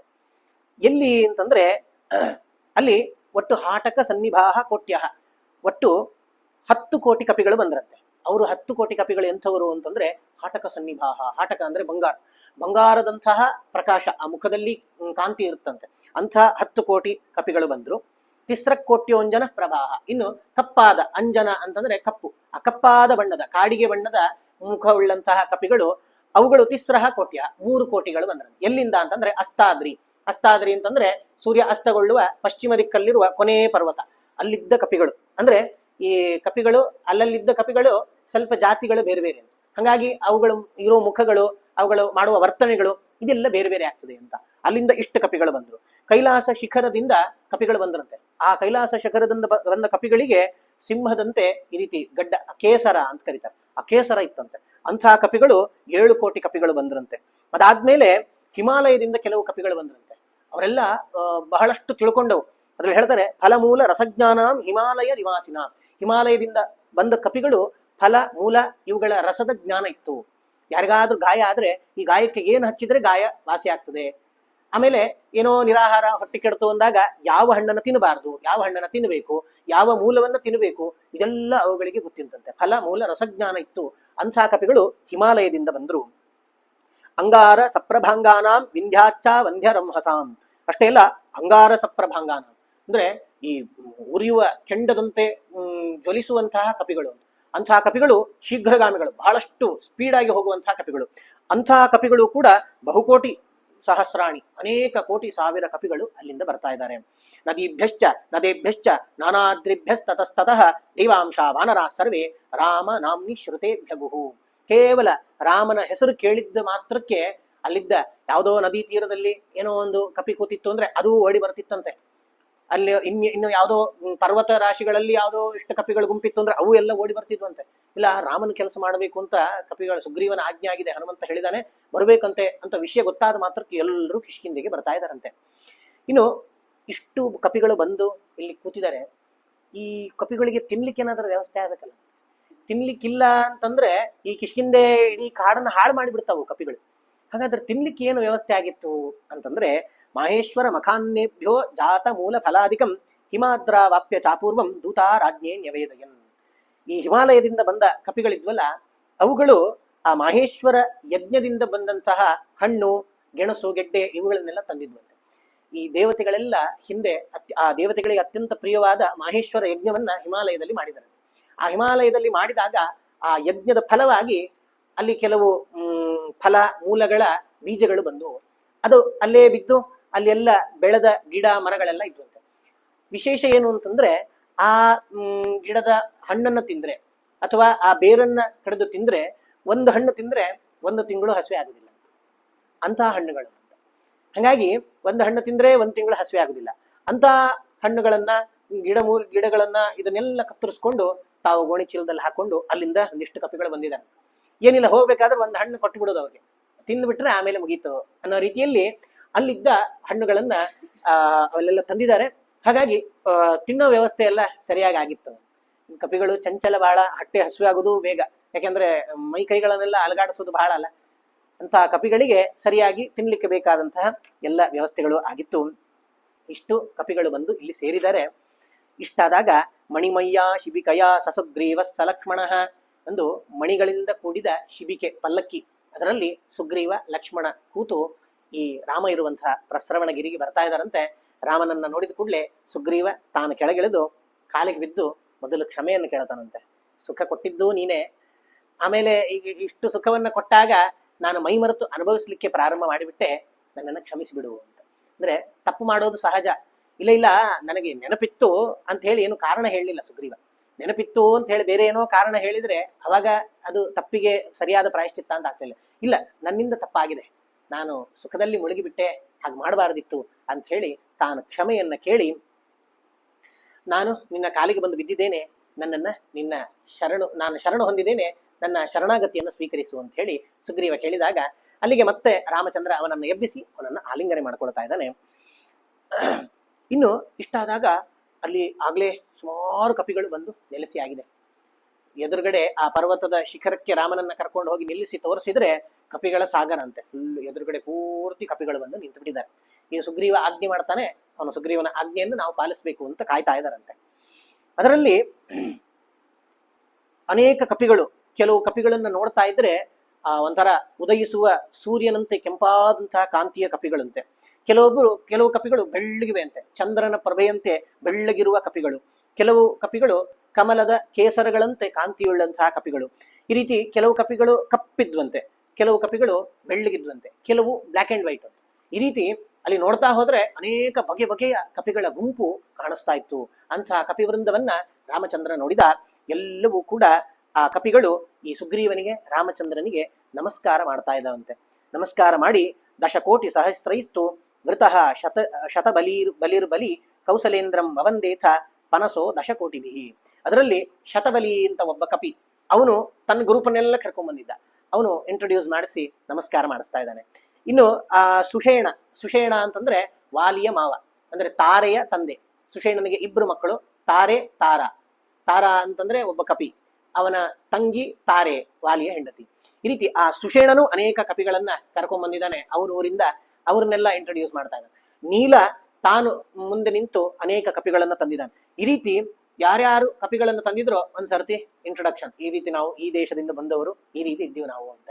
ಅದರಲ್ಲಿ ಪಿತಾ ಹನುಮತ ಶ್ರೀಮಾನ್ ಸರ್ವ ವಾನರ ಸತ್ತಮಃ ಕೇಸರಿ ಸೂರ್ಯದೀಪ್ತಾಸ್ಯ ಪ್ರಾಯಾತ್ ಬಹುಬಲೈರ್ವೃತಃ. ಅದರಲ್ಲಿ ಕೇಸರಿ ಹನುಮಂತನ ತಂದೆಯೂ ಕೂಡ ಅನೇಕ ಕಪಿಗಳನ್ನು ಕರ್ಕೊಂಡು ರಾಮನ ಸೇವೆಗೆ ಅಂತ ಬಂದಿದ್ದಾನಂತೆ. ಈ ರೀತಿ ಆ ಎಲ್ಲ ಕಪಿಗಳನ್ನ ನೋಡಿ ಮಹಾಂತವು ಮೈಂದ ವಿವಿಧವು ಕೋಟಿ ಸಪ್ತದಶಾಷ್ಟಚ ಪ್ರಕರ್ಷಂತವು ಗತವು ರಾಮಂ ರುಮಣ್ವಾನ್ ಕೋಟಿ ಸಂವೃತಃ. ಈ ರೀತಿ ಮೈಂದ ವಿವಿಧ ಅಂತ ಅಶ್ವಿನಿ ದೇವತೆಗಳ ಅವತಾರರಾದಂತಹ ಕಪಿಗಳು ಅವರೂರಿಂದ ಸಾಧಾರಣ 17 ಕೋಟಿ ಕಪಿಗಳನ್ನ ಅಲ್ಲಿಂದ ತಂದಿದ್ದಾರೆ. ಅಂದ್ರೆ ಇಷ್ಟು ಕೋಟಿ ಕಪಿಗಳು. ಮುಂದೆ ನಾವು ಇಷ್ಟೇ ರಾಕ್ಷಸರ ಸಂಖ್ಯೆಯನ್ನು ನೋಡ್ತೇವೆ ನಾವು. ಮಹಾಭಾರತದಲ್ಲಿ ಬರೀ 18 ಅಕ್ಷೋಹಿಣಿ ಸೈನ್ಯ ಒಟ್ಟಿಗೆ ಸೇರಿದ್ರೆ ಅಂತ, ಅಂದ್ರೆ ಇದು ಎಷ್ಟೋ ದಾಟಿ ಹೋಗ್ತದೆ ಮುಂದೆ. ಒಂದು ಮಹಾಯುದ್ಧ ಆಗಿದ್ದಂದ್ರೆ ರಾಮಾಯಣದಲ್ಲಿ ಅಂತ. ಹೀಗಾಗಿ ಅಷ್ಟು ಕೋಟಿ ಕಪಿಗಳು ಬಂದಿದ್ದಾರಂತೆ. ತಾರ ಬೃಹಸ್ಪತಿ ಸಮನಾದಂತಹ ತಾರ, ಅವನು ಒಂದಿಷ್ಟು ಕಪಿಗಳನ್ನ ತಂದಿದ್ದಾನೆ. ಈ ರೀತಿ ಒಬ್ಬೊಬ್ಬರು ಅವರವರ ಊರಿಗೆ ಹೋಗಿ ಅವ್ರ ಊರಲ್ಲಿ ಎಷ್ಟುಗಳ ಕಪಿಗಳಿದಾವೋ ಎಲ್ಲರೂ ಬಂದ್ಬಿಟ್ಟಿದ್ದಾರೆ. ಅಂದ್ರೆ ಬೇರೆ ಊರಲ್ಲಿ ಹುಡುಕಿದ್ರೆ ಯಾವ ಕಪಿಗಳು ಸಿಗುದಿಲ್ಲ, ಎಲ್ಲ ಇಲ್ಲಿ ಕಿಷ್ಕಿಂದೆಗೆ ಬಂದ್ಬಿಟ್ಟಿದಾವಂತ. ಇಷ್ಟು ಕಪಿಗಳಿಂದ ಪರಿವೃತರಾದಂತಹ ಆ ರಾಮಚಂದ್ರ ಮತ್ತು ಸುಗ್ರೀವ ಇಬ್ಬರು ಕೂಡ ಅಲ್ಲಿದ್ದಾರಂತೆ. ಸುಗ್ರೀವ ರಾಮಚಂದ್ರನಿಗೆ ಹೇಳ್ತಾನೆ, ನಿಯುಜ್ಯಂತಾಂ ನಿಜೇ ಕಾರ್ಯೇ ನಾಥ ದಾಸ ಅಮೀತವ ಇತ್ಯುಕ್ತೋ ಭಗವಾನುಚೆ ತ್ವಂ ನಿಯುಂಕ್ಷ್ವ ಹರಿನಿತಿ. ಸುಗ್ರೀವ ಹೇಳ್ತಾ ಇದ್ದಾನೆ, ರಾಮಚಂದ್ರ ನೀನು ಹೇಳಿದ ಹಾಗೆ ಎಲ್ಲ ಕಪಿಗಳು ಬಂದಾಗಿದೆ ಈಗಾಗಲೇ. ನೀನು ಆ ಸೀತೆಯನ್ನ ಹುಡುಕುವ ಕೆಲಸದಲ್ಲಿ ಯಾರ್ಯಾರನ್ನ ಹೇಗೆ ಹೇಗೆ ಆಜ್ಞೆ ಮಾಡ್ಬೇಕೋ ನೀನು ಆಜ್ಞೆ ಮಾಡಿ ಅವ್ರನ್ನ ಮುಂದುವರೆಸಪ್ಪ ಅಂತ ಸುಗ್ರೀವ ಹೇಳ್ತಾ ಇದ್ದಂತೆ. ರಾಮ, ಇಲ್ಲ ಅವರೆಲ್ಲ ನಿನ್ನ ಮಾತು ಕೇಳಿ ಬಂದಿದ್ದು, ಹಾಗಾಗಿ ನೀನೇ ಅವರಿಗೆ ಯಾವ ರೀತಿ ಬೇಕೋ ಆ ರೀತಿ ಹುಡುಕುವ ಕೆಲಸಗಳನ್ನು ಕೊಡು ಅಂತ. ಕೆಲವೊಂದು ಸರ್ತಿ ನಾವು ಎಲ್ಲೋ ಹೋಗಿರ್ತೀವಿ, ನಾವೆಲ್ಲೋ ಹೋದಾಗ ನನ್ನ ಫ್ರೆಂಡ್ ಅವನು ನನಗೆ ಆತ್ಮೀಯ ಅಂತ ಹೇಳಿ ಅವನಿಗೆ ಯಾರೋ ಹೆಲ್ಪರ್ ಇದ್ರೆ ಅವರಿಗೆ ನಾವು ಕೆಲಸ ಹೇಳಬಾರ್ದು. ಅಂದ್ರೆ ಸುಗ್ರೀವನ ಮಾತು ಕೇಳಿ ಬಂದ ಕಪಿಗಳು ರಾಮನ ಸೇವೆಗೆ ಅಂತ ಬಂದಿರ್ಬೋದು, ಅಂತೂ ಕಪಿ ಜಾತಿಯವರೇ ಆದ್ರಿಂದಾಗಿ ನಾನು ಆದೇಶ ಮಾಡೋದು ಸರಿಯಾಗುದಿಲ್ಲ, ಸುಗ್ರೀವ ಆದೇಶ ಮಾಡಿದ್ರೆ ಚಲೋ ಅದು ಅಂತ ಹೇಳಿ ರಾಮಚಂದ್ರ ತಾನೇನ್ ಮಾಡಿದ, ಸುಗ್ರೀವ ನೀನೇ ಆಜ್ಞೆ ಮಾಡಪ್ಪ ಅಂತ ಹೇಳಿ ಹೇಳ್ತಾ ಇದ್ದಾನಂತೆ. ಅವಾಗ ವಿನತ ಎಂಬ ಕಪಿಯನ್ನ ಕರೆದು ಸುಗ್ರೀವ ಹೇಳ್ತಾನಂತೆ, ವಿನತತ್ವಂ ಕಪಿ ಗಣೈಹಿ ಸಾಕಮೈಂದ್ರೀಂ ದಿಶಂ ವ್ರಜ. ವಿನತ, ನೀನು ಅನೇಕ ಕೋಟಿ ಕಪಿಗಳನ್ನ ಕರ್ಕೊಂಡು ಐಂದ್ರೀಂ ದಿಶಂ ಇಂದ್ರನಿಗೆ ಸಂಬಂಧಪಟ್ಟ ದಿಕ್ಕಿಗೆ ಹೋಗು. ಇಂದ್ರನಿಗೆ ಸಂಬಂಧಪಟ್ಟ ದಿಕ್ಕು ಅಂತಂದ್ರೆ ಪೂರ್ವ ದಿಕ್ಕು. ಒಟ್ಟು 8 ದಿಕ್ಕುಗಳು. ಆ 8 ದಿಕ್ಕುಗಳಿಗೆ ಒಬ್ಬೊಬ್ಬ ದೇವತೆಗಳು ಅಭಿಮಾನಿಯಾಗಿರ್ತಾರೆ. ಪೂರ್ವಕ್ಕೆ ಇಂದ್ರ, ಆಗ್ನೇಯಕ್ಕೆ ಅಗ್ನಿ, ಕಡೆ ದಕ್ಷಿಣಕ್ಕೆ ಯಮ, ಅದರಿಂದ ಯಾಮ್ಯ ದಿಕ್ಕು ಅಂತ ಕರೀತಾರೆ ಅದನ್ನ. ನೈಋತ್ಯಕ್ಕೆ ನಿರುತಿ ಅಂತ, ಪಶ್ಚಿಮಕ್ಕೆ ವರುಣ, ವಾಯವ್ಯಕ್ಕೆ ವಾಯು, ಉತ್ತರಕ್ಕೆ ಕುಬೇರ ಅಥವಾ ಸೋಮ, ಈಶಾನ್ಯಕ್ಕೆ ಈಶಾನ ರುದ್ರ. ಈ ರೀತಿ 8 ದಿಕ್ಕುಗಳಿಗೆ 8 ದೇವತೆಗಳಿದ್ದಾರೆ. ಅದರಲ್ಲಿ ಐಂದ್ರೀಂ ದಿಶಂ ವ್ರಜ ಅಂದ್ರೆ ಇಂದ್ರನಿಗೆ ಸಂಬಂಧಪಟ್ಟ ಪೂರ್ವ ದಿಕ್ಕಿಗೆ ನೀವು ಹೋಗಬೇಕು. ಅಂತ ಆದೇಶ ಮಾಡ್ತಾನೆ. ಎಲ್ಲಿವರೆಗೆ ಹೋಗ್ಬೇಕು ಎಲ್ಲ ಹೇಳ್ತಾನೆ. ಸುಗ್ರೀವನಿಗೆ ಅಷ್ಟು ಆ ಮುಂದೆ ಪೂರ್ವ ದಿಕ್ಕಲ್ಲಿ ಏನೇನಿದೆ ಅಂತನ್ನೋದು ಕರೆಕ್ಟ್ ಆದ ಪ್ರಿಸೈಸ್ಲಿ ಅದನ್ನ ಹೇಳ್ತಿದ್ದಂತವನು. ಮೊದಲು ಯಮುನೆಗೆ ಹೋಗ್ಬೇಕು ನೀವು, ಅಲ್ಲಿ ಯಮುನೆಯ ಉಪವನ ಇದೆ, ಅಲ್ಲೆಲ್ಲ ಹುಡುಕ್ರಿ. ದೊಡ್ಡ ಬೆಟ್ಟ ಇದೆ ಯಾಮುನ ಬೆಟ್ಟ ಅಂತ, ಆ ಯಾಮುನ ಬೆಟ್ಟಕ್ಕೆ ಹೋಗ್ಬೇಕು, ಅಲ್ಲಿ ಹುಡುಕ್ಬೇಕು. ಆಮೇಲೆ ಅನೇಕ ನದಿಗಳು ಸಿಗ್ತದೆ, ನದಿಯನ್ನು ದಾಟಬೇಕು. ಗಂಗಾ, ಸರಯು, ಕೌಶಿಕಿ, ನರ್ಮದಾ, ಕಾವೇರಿ, ಗೋಮತಿ ಇಷ್ಟೆಲ್ಲ ನದಿಗಳನ್ನು ದಾಟಿ ಕೊನೆಗೆ ಮಾಗಧ, ಕಾಶಿ, ಕೋಸಲ. ಮಾಗಧಾನ್, ಕಾಶಿ, ಕೋಸಲಾನ್. ಮಾಗಧ ದೇಶ ಸಿಗ್ತದೆ, ಕಾಶಿ ಸಿಗ್ತದೆ, ಕೋಸಲ ದೇಶ ಸಿಗ್ತದೆ. ಇಲ್ಲಿ ಇಷ್ಟರವರೆಗೆ ಹೋಗಿ ನೀವು ಅಲ್ಲಿದ್ದ ಎಲ್ಲ ಜಾಗಗಳನ್ನು ಹುಡುಕಿ ಬರ್ಬೇಕು ನೀವು. ಇಷ್ಟಾಗ್ದಿ ನೆಕ್ಸ್ಟ್ ದಕ್ಷಿಣ ದಿಕ್ಕು, ಪೂರ್ವ ಆದ್ಮೇಲೆ ಬಲಕ್ಕೆ ದಕ್ಷಿಣ. ದಕ್ಷಿಣ ದಿಕ್ಕಿಗೆ ಯಾರು ಹೋಗ್ಬೇಕು ಅಂದ್ರೆ, ದಕ್ಷಿಣಾಂ ಹನುಮಾನ್ ಗತ್ವಾ ದಕ್ಷಸ್ತ್ವಂ ಪಶ್ಯ ಜಾನಕೀಂ ಗುರು ಸಖಾ ಚ ಸಚಿವ ಶರಣಂಚ ಭವಾನ್ ಹಿಮೇ. ಹನುಮಂತ, ನೀನ್ ದಕ್ಷಿಣ ದಿಕ್ಕಿಗೆ ಹೋಗಪ್ಪ. ಯಾಕೆ? ದಕ್ಷ ನೀನು. ದಕ್ಷ ಅಂದ್ರೆ ಸಮರ್ಥ. ಯಾವ ಕೆಲಸ ಯಾರಿಂದಲೂ ಆಗೋದಿಲ್ಲ ಅಂತ ಇರ್ತದಲ್ಲ, ಅಂತ ಕೆಲಸಕ್ಕೆ ನಿನ್ನ ಕಳಿಸಿದ್ರೆ ಆ ಕೆಲಸ ಮಾಡ್ಕೊಂಡ್ ಬರೋನ್ ನೀನು. ದಕ್ಷಿಣ ದಿಕ್ಕಿಗೆ ನೀನು ಹೋಗು. ಯಾಕೆ ಗೊತ್ತಾ? ದಕ್ಷಿಣ ದಿಕ್ಕಲ್ಲೇ ಲಂಕೆ ಇರೋದು, ಅಂದ್ರೆ ರಾವಣ ಇರುವ ಪಟ್ಟಣ ಇರೋದು ದಕ್ಷಿಣ ದಿಕ್ಕಲ್ಲೇ. ಅಲ್ಲಿ ಹೋಗು ನೀನು. ಅಲ್ಲಿ ಹೋಗಿ ನೀನು ಸೀತೆಯನ್ನ ನೋಡಿ ಬಾ ಅಂತ ಹೇಳ್ತಾ ಇದ್ದಾನೆ. ಅವನು ಹೇಳ್ತಾನೆ, ನನಗೆ ಎಲ್ಲವೂ ನೀನೇ ಅಪ್ಪ. ಗುರುಹು ಸಖಾ ಸಚಿವ ಶರಣಂ.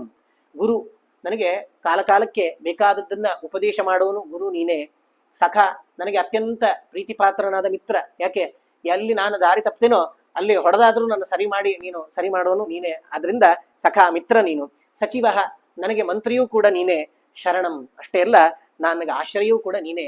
ಅದರಿಂದ ನೀನು ದಕ್ಷಿಣ ದಿಕ್ಕಿಗೆ ಹೋಗಿ ಎಲ್ಲವನ್ನು ನೋಡ್ಕೊಂಬ. ನಿನ್ನೊಟ್ಟಿಗೆ ಅಂಗದಾದ್ಯ ಇಮೇ ವೀರಾಹ ತ್ವಾಂ ಅನ್ವಾಯಾಂತು ನಾಯಕಂ ಮುಖ್ಯ ಪ್ರಾಣಂ ಇವಾಕ್ಷಾಣಿ ತ್ವೈಭಾರ ಸಮಾಹಿತ. ನೋಡು, ನಿನ್ನೊಟ್ಟಿಗೆ ಅಂಗದ ಬರ್ತಾನೆ, ಅಂಗದನ ಸೋದರ ಮಾವ ತಾರ ಬರ್ತಾನೆ, ಜಾಂಬವಂತ ಬರ್ತಾನೆ. ಇವ್ರನ್ನೆಲ್ಲ ಕರ್ಕೊಂಡು ಹೋಗು. ಇದರೊಟ್ಟಿಗೆ ಅನೇಕ ಕಪಿಗಳನ್ನು ಕಳಿಸ್ಕೊಡ್ತೇನೆ. ಇವ್ರನ್ನೆಲ್ಲ ಕರ್ಕೊಂಡು ಹೋಗು. ಯಾವ ರೀತಿ? ಮುಖ್ಯ ಪ್ರಾಣ ವಿವಾಕ್ಷಾಣಿ ತ್ವೈಭಾರ ಸಮಾಹಿತ. ಯಾವ ರೀತಿಯಾಗಿ ಇಡೀ ಇಂದ್ರಿಯಗಳ ಭಾರವನ್ನ ಮುಖ್ಯ ಪ್ರಾಣ ವಹಿಸಿದ್ದಾನೋ ಆ ರೀತಿ ಈ ಎಲ್ಲ ಸೀತಾಮಾರ್ಗಣದ ಭಾರವನ್ನ ನಿನ್ನ ಮೇಲೆ ಹಾಕಿಬಿಟ್ಟಿದ್ದೇನೆ ನಾನು. ನೀನೇ ಹೋಗಿ ಕಾರ್ಯ ಸಾಧನೆ ಮಾಡಿಸ್ಕೊಂಡು ಬರ್ಬೇಕು. ಅಂದ್ರೆ ಇಂದ್ರಿಯಗಳ ಭಾರವನ್ನ ಮುಖ್ಯ ಪ್ರಾಣ ಹೊತ್ತಿದ್ದು ಅಂತಂದ್ರೆ, ಇಂದ್ರಿಯಗಳಿಗೆಲ್ಲ ಅಭಿಮಾನ ದೇವತೆಗಳು ಅಂತಿದ್ದಾರೆ. ಈ ಅಭಿಮಾನಿ ದೇವತೆಗಳು ಕೆಲಸ ಮಾಡಬೇಕು ಅಂತಂದ್ರೆ ಶರೀರದಲ್ಲಿ ಮುಖ್ಯ ಪ್ರಾಣನ ಸನ್ನಿಧಾನ ಪೂರ್ಣವಾಗಿ ಇರ್ಬೇಕಂತ. ಅಂದ್ರೆ ಉಸಿರಾಡ್ತಿದ್ರೆ ಬೇರೆ ಎಲ್ಲ ಅಂಗಗಳು ಕೆಲಸ ಮಾಡ್ತವೆ. ನಾವು ಮಲಗಿರ್ತೇವೆ, ಮಲಗಿದ್ದಾಗ ಬೇರೆ ಎಲ್ಲ ಇಂದ್ರಿಯಗಳು ರೆಸ್ಟ್ ಅಲ್ಲಿ ಇರ್ತವೆ, ಆದ್ರೆ ಮೂಗಷ್ಟೇ ನಿರಂತರ ಉಸಿರಾಡ್ತಾ ಇರ್ತದೆ. ಅಂದ್ರೆ ಯಾವ ಇಂದ್ರಿಯಗಳಿಗೂ ರೆಸ್ಟ್ ಇಲ್ಲ ಅಂತಿಲ್ಲ, ಎಲ್ಲವೂ ವಿಶ್ರಾಂತಿ ಪಡಿತವೆ. ಆದ್ರೆ ನಮ್ಮ ಘ್ರಾಣೇಂದ್ರಿಯ ಅಂದ್ರೆ ನಾವು ಉಸಿರಾಡೋದನ್ನು ಮಾತ್ರ ನಾವು ಅದಕ್ಕೆ ರೆಸ್ಟ್ ಅಂತಿಲ್ಲ. ಸ್ವಲ್ಪ ಹೊತ್ತು ಉಸಿರಾಡೋದಂದ್ರೆ ನಾವು ರೆಸ್ಟ್ ತಗೊಳ್ಳೋಣ ಅಂತ ಹೇಳಿ ಯಾರು ಉಸಿರು ತಗೊಳ್ಳೋದೇ ಕೊಡುವುದಿಲ್ಲ. ಹಾಗಾದ್ರೆ ಉಸಿರು ತಗೊಳ್ಳಿಲ್ಲ ಅಂತಂದ್ರೆ ಬೇರೆ ಯಾವ ಇಂದ್ರಿಯಗಳು ಕೆಲಸ ಮಾಡುವುದಿಲ್ಲ. ಯಾರಾದ್ರೂ ಗಟ್ಟಿ ಮೂಗು ಮುಚ್ಕೊಂಡು ನಿಲ್ರಿ ಹಂಗೆ ಅಂತಂದ್ರೆ ಸ್ವಲ್ಪ ಹೊತ್ತು ಹಿಡ್ಕೊಳ್ತಾರೆ, ಆಮೇಲೆ ಇಲ್ಲಪ್ಪ ಆಗಲ್ಲ ಅಂತ ಹೇಳ್ತಾರೆ. ಇಲ್ಲ ಬಲವಂತವಾಗಿ ಮುಚ್ಚಿ ಹಿಡಿದ್ರೆ ಕಣ್ಣೆಲ್ಲ ಮಂಜಾಗ್ಲಿಕ್ಕೆ ಶುರು ಆಗ್ತದೆ, ಕೈಕಾಲುಗಳೆಲ್ಲ ಕೆಲಸ ಮಾಡ್ಲಿಕ್ಕೆ ಪ್ರಾರಂಭ ಆಗೋದಿಲ್ಲ. ಹಾಗಾದ್ರೆ ಇಡೀ ಇಂದ್ರಿಯಗಳು ಮುಖ್ಯ ಪ್ರಾಣ ಅಂದ್ರೆ ಈ ನಾವು ಉಸಿರಾಡುವುದರಿಂದ ನಿಯಂತ್ರಿತವಾಗಿವೆ. ಯಾವ ರೀತಿ ಮುಖ್ಯ ಪ್ರಾಣದಿಂದ ಎಲ್ಲ ಇಂದ್ರಿಯಗಳು ನಿಯಂತ್ರಿಸಲ್ಪಟ್ಟಿವೆಯೋ ಹಾಗೆ ಇವ್ರನ್ನೆಲ್ಲ ಇಟ್ಕೊಂಡು ಇವರೆಲ್ಲ ನಿನ್ನ ನಿಯಂತ್ರಣದಲ್ಲಿ ಇಟ್ಕೊಳ್ಬೇಕು. ಯಾಕೆ? ಈ ಬೇರೆಯವರೆಲ್ಲ ಮನಸ್ಸೆಲ್ಲ ಬದಲಾಗ್ತದಂತೆ, ಆದ್ರೆ ಮುಖ್ಯ ಪ್ರಾಣ ದೇವರ ಮನಸ್ಸನ್ನ ಯಾರೂ ಬದಲಾಯಿಸ್ಲಿಕ್ಕೆ ಆಗುದಿಲ್ಲ. ಹಾಗಾಗಿ ಇವ್ರನ್ನೆಲ್ಲ ನಿನ್ನ ಹತೋಟಿಯಲ್ಲಿ ಇಟ್ಕೊಂಡು ನೀನು ಈ ಕೆಲಸವನ್ನ ಸಾಧಿಸ್ಬೇಕು. ಯದಿಮೇ ಪ್ರಾಣಗೋಪ್ತಾಸಿ ರಾಮ ದಾಸಾಗ್ರಣೀರ್ಯದಿ. ಒಂದು ವೇಳೆ ನನಗೆ ನೀನು ಪ್ರಾಣಕ್ಕಿಂತ ಅತ್ಯಂತ ಪ್ರೀತಿಪಾತ್ರ ಅಂತಾದ್ರೆ, ನಿಜವಾಗಿಯೂ ನೀನು ರಾಮನ ದಾಸ ಅಂತಾದ್ರೆ, ರಾವಣ ಸ್ಯಾಲಯೇ ಜ್ಞಾತ್ವ, ಆ ರಾವಣನ ಭವನ ಎಲ್ಲಿದೆ ಅಂತ ತಿಳ್ಕೊಂಡು ಅಲ್ಲಿಗೆ ಹೋಗಿ ಸೀತೆಯನ್ನ ಸಂದರ್ಶಿಸಿ ನನಗೆ ಸಿಹಿ ಸುದ್ದಿಯನ್ನು ತಂದುಕೊಡ್ಬೇಕು ನೀನು ಅಂತ ಹೇಳಿ ಸುಗ್ರೀವ ಹನುಮಂತನಿಗೆ ಹೇಳ್ತಾ ಇದ್ದಾನೆ. ಹಾಗಾಗಿ ಇಲ್ಲಿಂದ ಕಳಿಂಗ ದೇಶ, ದಂಡಕಾರಣ್ಯ, ಗೋದಾವರಿ ನದಿ, ಕಾವೇರಿ ನದಿ, ಅಗಸ್ತ್ಯ ಪರ್ವತ, ಮಲಯ ಪರ್ವತ ಇದನ್ನೆಲ್ಲ ದಾಟಿ ದಕ್ಷಿಣದಲ್ಲಿ ವಿಂಧ್ಯ ಪರ್ವತ ಇದೆ, ದ್ವೀಪಗಳಿವೆ. ಇದನ್ನೆಲ್ಲ ದಾಟಿ ಅಲ್ಲೆಲ್ಲ ಸೀತೆಯನ್ನ ಹುಡುಕಿ ನೀನು ವಾಪಸ್ ಬಾ ಅಂತ ಹೇಳಿ ಹೇಳ್ತಾ ಇದ್ದಾನೆ.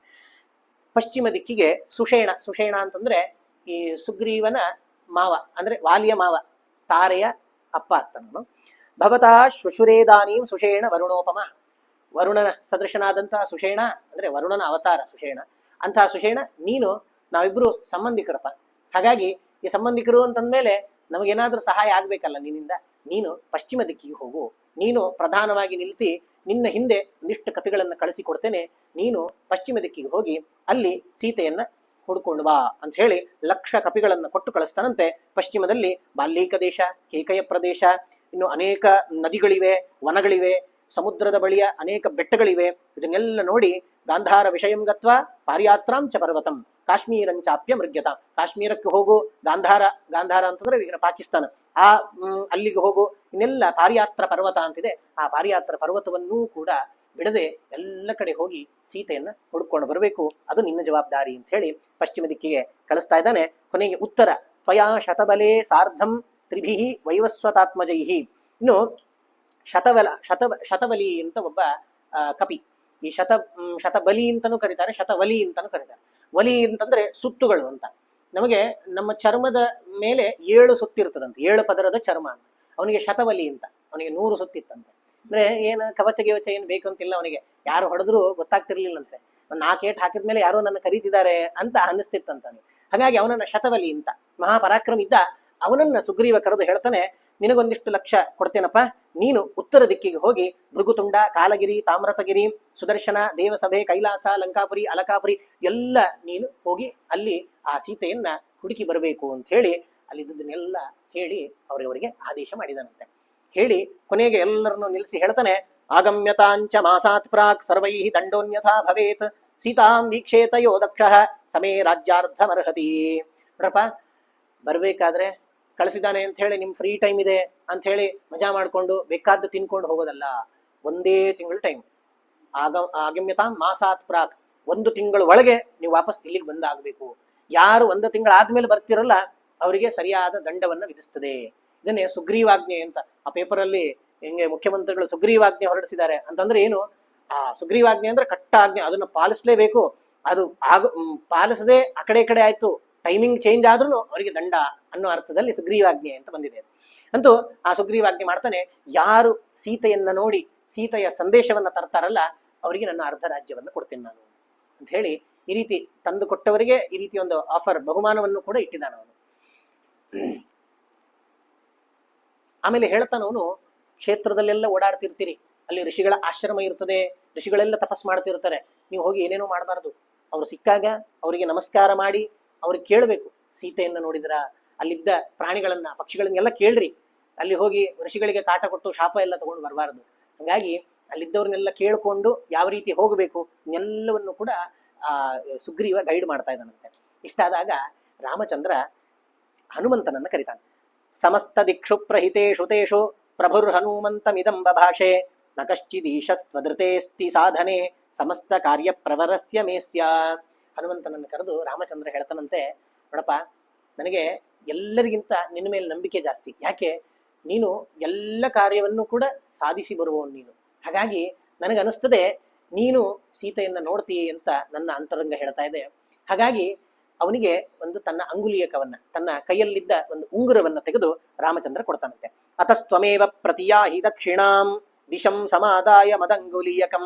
ದಕ್ಷಿಣ ದಿಕ್ಕಿಗೆ ಹೊರಟಿದೆಯಲ್ಲಪ್ಪ, ನಾನು ನನ್ನ ಅಂಗುಲಿಯಕವನ್ನು ಕೊಡ್ತೇನೆ, ಅದನ್ನು ತಗೊಂಡು ಸೀತೆ ಸಿಕ್ಕರೆ ಅವಳಿಗೆ ನನ್ನ ಗುರುತಾಗ್ಬೇಕಲ್ಲ, ನೀನ್ ನನ್ನ ಕಡೆಯವನು ಅಂತ ಹೇಳಿ, ಅದಕ್ಕೋಸ್ಕರ ಈ ಉಂಗುರವನ್ನು ತೋರಿಸು, ಅವಾಗ ಅವಳಿಗೆ ಗೊತ್ತಾಗ್ತದೆ ಇದು ನೀನು ನನ್ನ ಕಡೆಯವನು ಅಂತ ಹೇಳಿ ಆ ಹನುಮಂತನಿಗೆ ಅವನು ತನ್ನ ಉಂಗುರವನ್ನು ಕೊಡ್ತಾ ಇದ್ದಾರಂತೆ.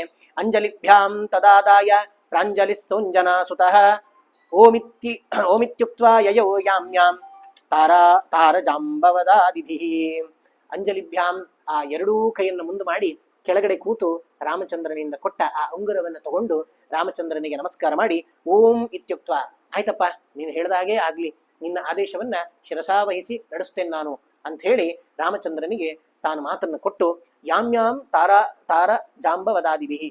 ಯಾಮ್ಯಾಮ್ ಅಂದ್ರೆ ಯಮನಿಗೆ ಸಂಬಂಧಪಟ್ಟ ದಕ್ಷಿಣ ದಿಕ್ಕಿಗೆ ತಾರ, ಜಾಂಬವಂತ, ಅಂಗದ ಮೊದಲಾದ ಕಪಿಗಳೊಟ್ಟಿಗೆ ಅಲ್ಲಿಂದ ಹನುಮಂತ ಹೊರಟ. ನಮಗನಿಸ್ತದೆ ಈಗ ಅಪಹರಿಸಿದ್ದು ರಾವಣ ಅಂತ ಅನ್ನೋದು ಕನ್ಫರ್ಮ್ ಆಗಿದೆ ಈಗ. ಮತ್ತೆ ಬಹಳಷ್ಟು ಜನರಿಗೆ ಗೊತ್ತೂ ಇದೆ ಏನು, ಲಂಕೆಯಲ್ಲೇ ರಾವಣ ಇರೋದು ಅಂತ ಹೇಳಿ.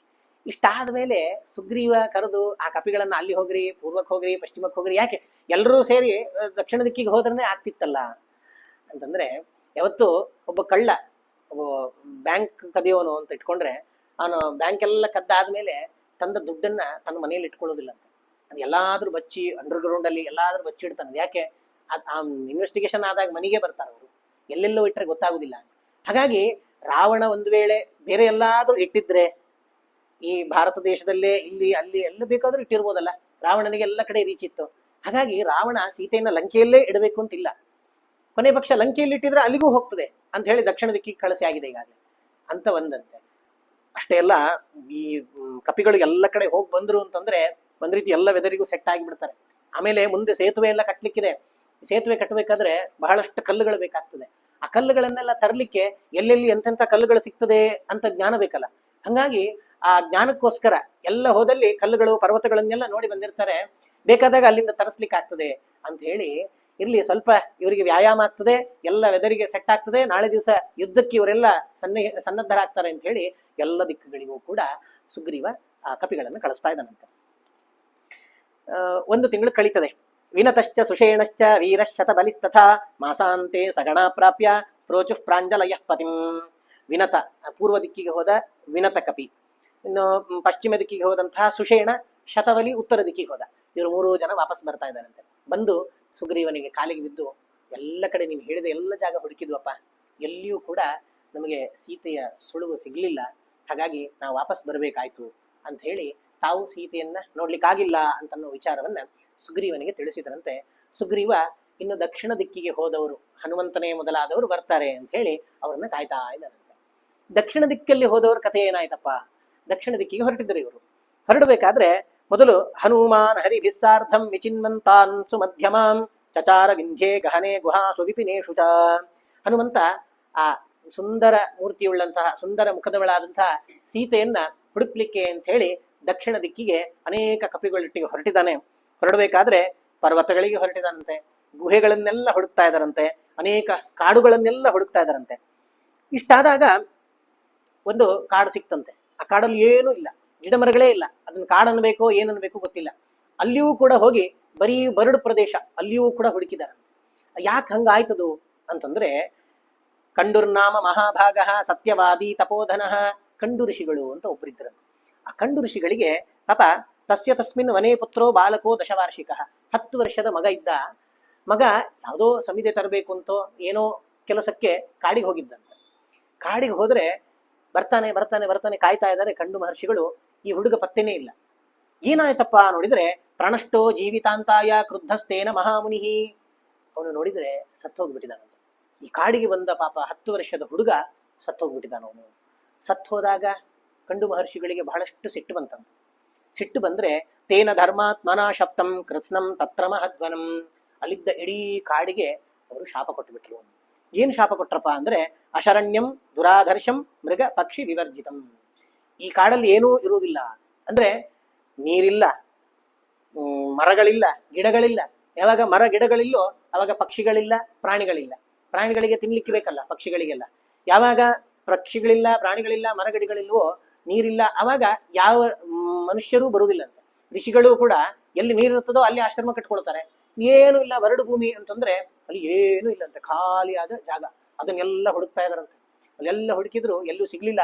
ಅದನ್ನು ದಾಟಿ ಮುಂದೆ ಹೋಗ್ತಾರಂತೆ. ಮುಂದೆ ಹೋದಾಗ ಒಂದು ದೊಡ್ಡ ಗಿರಿಗಹ್ವರಮಪ್ಯನ್ ಅನ್ಯತ್, ಇನ್ನೊಂದು ದೊಡ್ಡ ಪರ್ವತ ಒಳಗೆ ಒಂದು ಗುಹೆ ಸಿಗ್ತದಂತೆ. ಎಲ್ಲರೂ ಆ ಗುಹೆಯನ್ನ ಪ್ರವೇಶ ಮಾಡ್ತಾರಂತೆ. ತೇ ಪ್ರವಿಶ್ಯತು ತಂ ಭೀಮಂ ಲತಾ ಗುಲ್ಮ ಸಮಾವೃತಂ. ಬಹಳಷ್ಟು ಬಳ್ಳಿ ಪೊದೆಗಳು ಎಲ್ಲ ಇತ್ತಂತೆ ಗುಹೆಯಲ್ಲಿ. ಇದೆಲ್ಲ ದಾಟ್ಕೊಂಡು ಮುಂದೆ ಹೋಗ್ತಾ ಇದ್ದಾರೆ. ದೊಡ್ಡ ಒಂದು ರಾಕ್ಷಸ ಬಂದ್ಬಿಟ್ಟಿದ್ದಾನಂತೆ.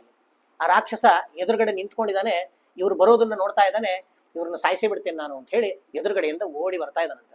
ಓಡಿ ಬರ್ತಾ ಇರೋದು ನೋಡಿ ಅಂಗದ ಪಾಪ ಕನ್ಫ್ಯೂಸ್ ಆಗ್ಬಿಟ್ಟ ಅಂತ. ಅಂದ್ರೆ ಇವನೇ ರಾವಣ ಇರ್ಬೇಕು ಅಂತ ತಿಳ್ಕೊಂಡು ಜೋರಾಗಿ ಒಂದು ಮುಷ್ಟಿ ಏಟು ಹಾಕಿದಂತೆ. ಅವನು ಸತ್ತೇ ಹೋದ. ಅವನು ಯಾರಂದ್ರೆ ಮಾರೀಚನ ಮಗ ಅಂತ ಹೇಳ್ತಾರೆ. ಮಾರೀಚನ ಮಗ ಅಲ್ಲೇ ಇದ್ದ. ಮಾರೀಚ ಹೆಂಗೋ ಸತ್ತಾಗಿತ್ತು. ಈ ಮಾರೀಚನ ಮಗ ಆ ರಾಕ್ಷಸ ಈ ಅಂಗದನ ಕೈಯಿಂದ ತಪ್ಪು ಭ್ರಾಂತಿಗೆ ಒಳಗಾಗಿ ಅವನನ್ನ ರಾವಣ ಅನ್ಕೊಂಡು ಈ ಅಂಗದ ಒಂದು ಮುಷ್ಟಿ ಏಟು ಹಾಕಿ ಸಾಯಿಸ್ಬಿಟ್ಟ ಅಂತೆ. ಆಮೇಲೆ ಗೊತ್ತಾಯ್ತು ಇಲ್ಲ ಇವನು ರಾವಣ ಅಲ್ಲ ಅಂತ ಹೇಳಿ. ಹಿಂಗಾಗಿ ಅಲ್ಲಿಂದ ಆ ಗುಹೆಯನ್ನೆಲ್ಲ ಹುಡುಕಿದ್ರಂತೆ. ಅಷ್ಟು ಗುಹೆ ಹುಡುಕಿದ್ರು ಸೀತೆ ಸಿಗಲಿಲ್ಲ. ಕೊನೆಗೆ ಬಹಳಷ್ಟು ಸುಸ್ತಾಗ್ತದೆ. ಬಹುಶಃ ಒಂದೊಂದು ಹಣ್ಣು ತಿಂದು ಬಂದಿರ್ಬೇಕೋ ಏನೋ. ಸ್ವಲ್ಪ ತಿಂಗಳಾಗ್ಲಿಕ್ಕಾಯ್ತು, ಹಸಿವೆ ಆಗ್ಲಿಕ್ಕೆ ಪ್ರಾರಂಭ ಆಯ್ತಂತೆ, ನೀರಡಿಕೆ ಆಗ್ಲಿಕ್ಕೆ ಪ್ರಾರಂಭ ಆಯ್ತು. ಎಲ್ಲರೂ ಕೂಡ ಒಂದು ತಾಳೆ ಮರದ ಹತ್ರ ಕೆಳಗೆ ಕೂತ್ಕೊಂಡ್ರಂತೆ.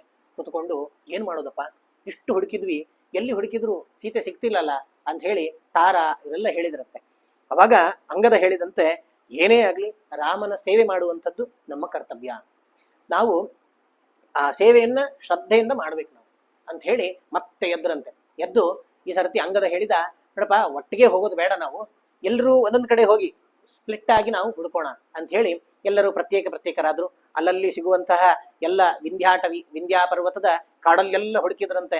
ದೊಡ್ಡ ದೊಡ್ಡ ಗಿರಿ ದುರ್ಗಗಳು, ಕಂದಕಗಳು, ಇದನ್ನೆಲ್ಲ ಸೇರಿ ಹುಡುಕ್ತಾ ಇದ್ದಾರೆ.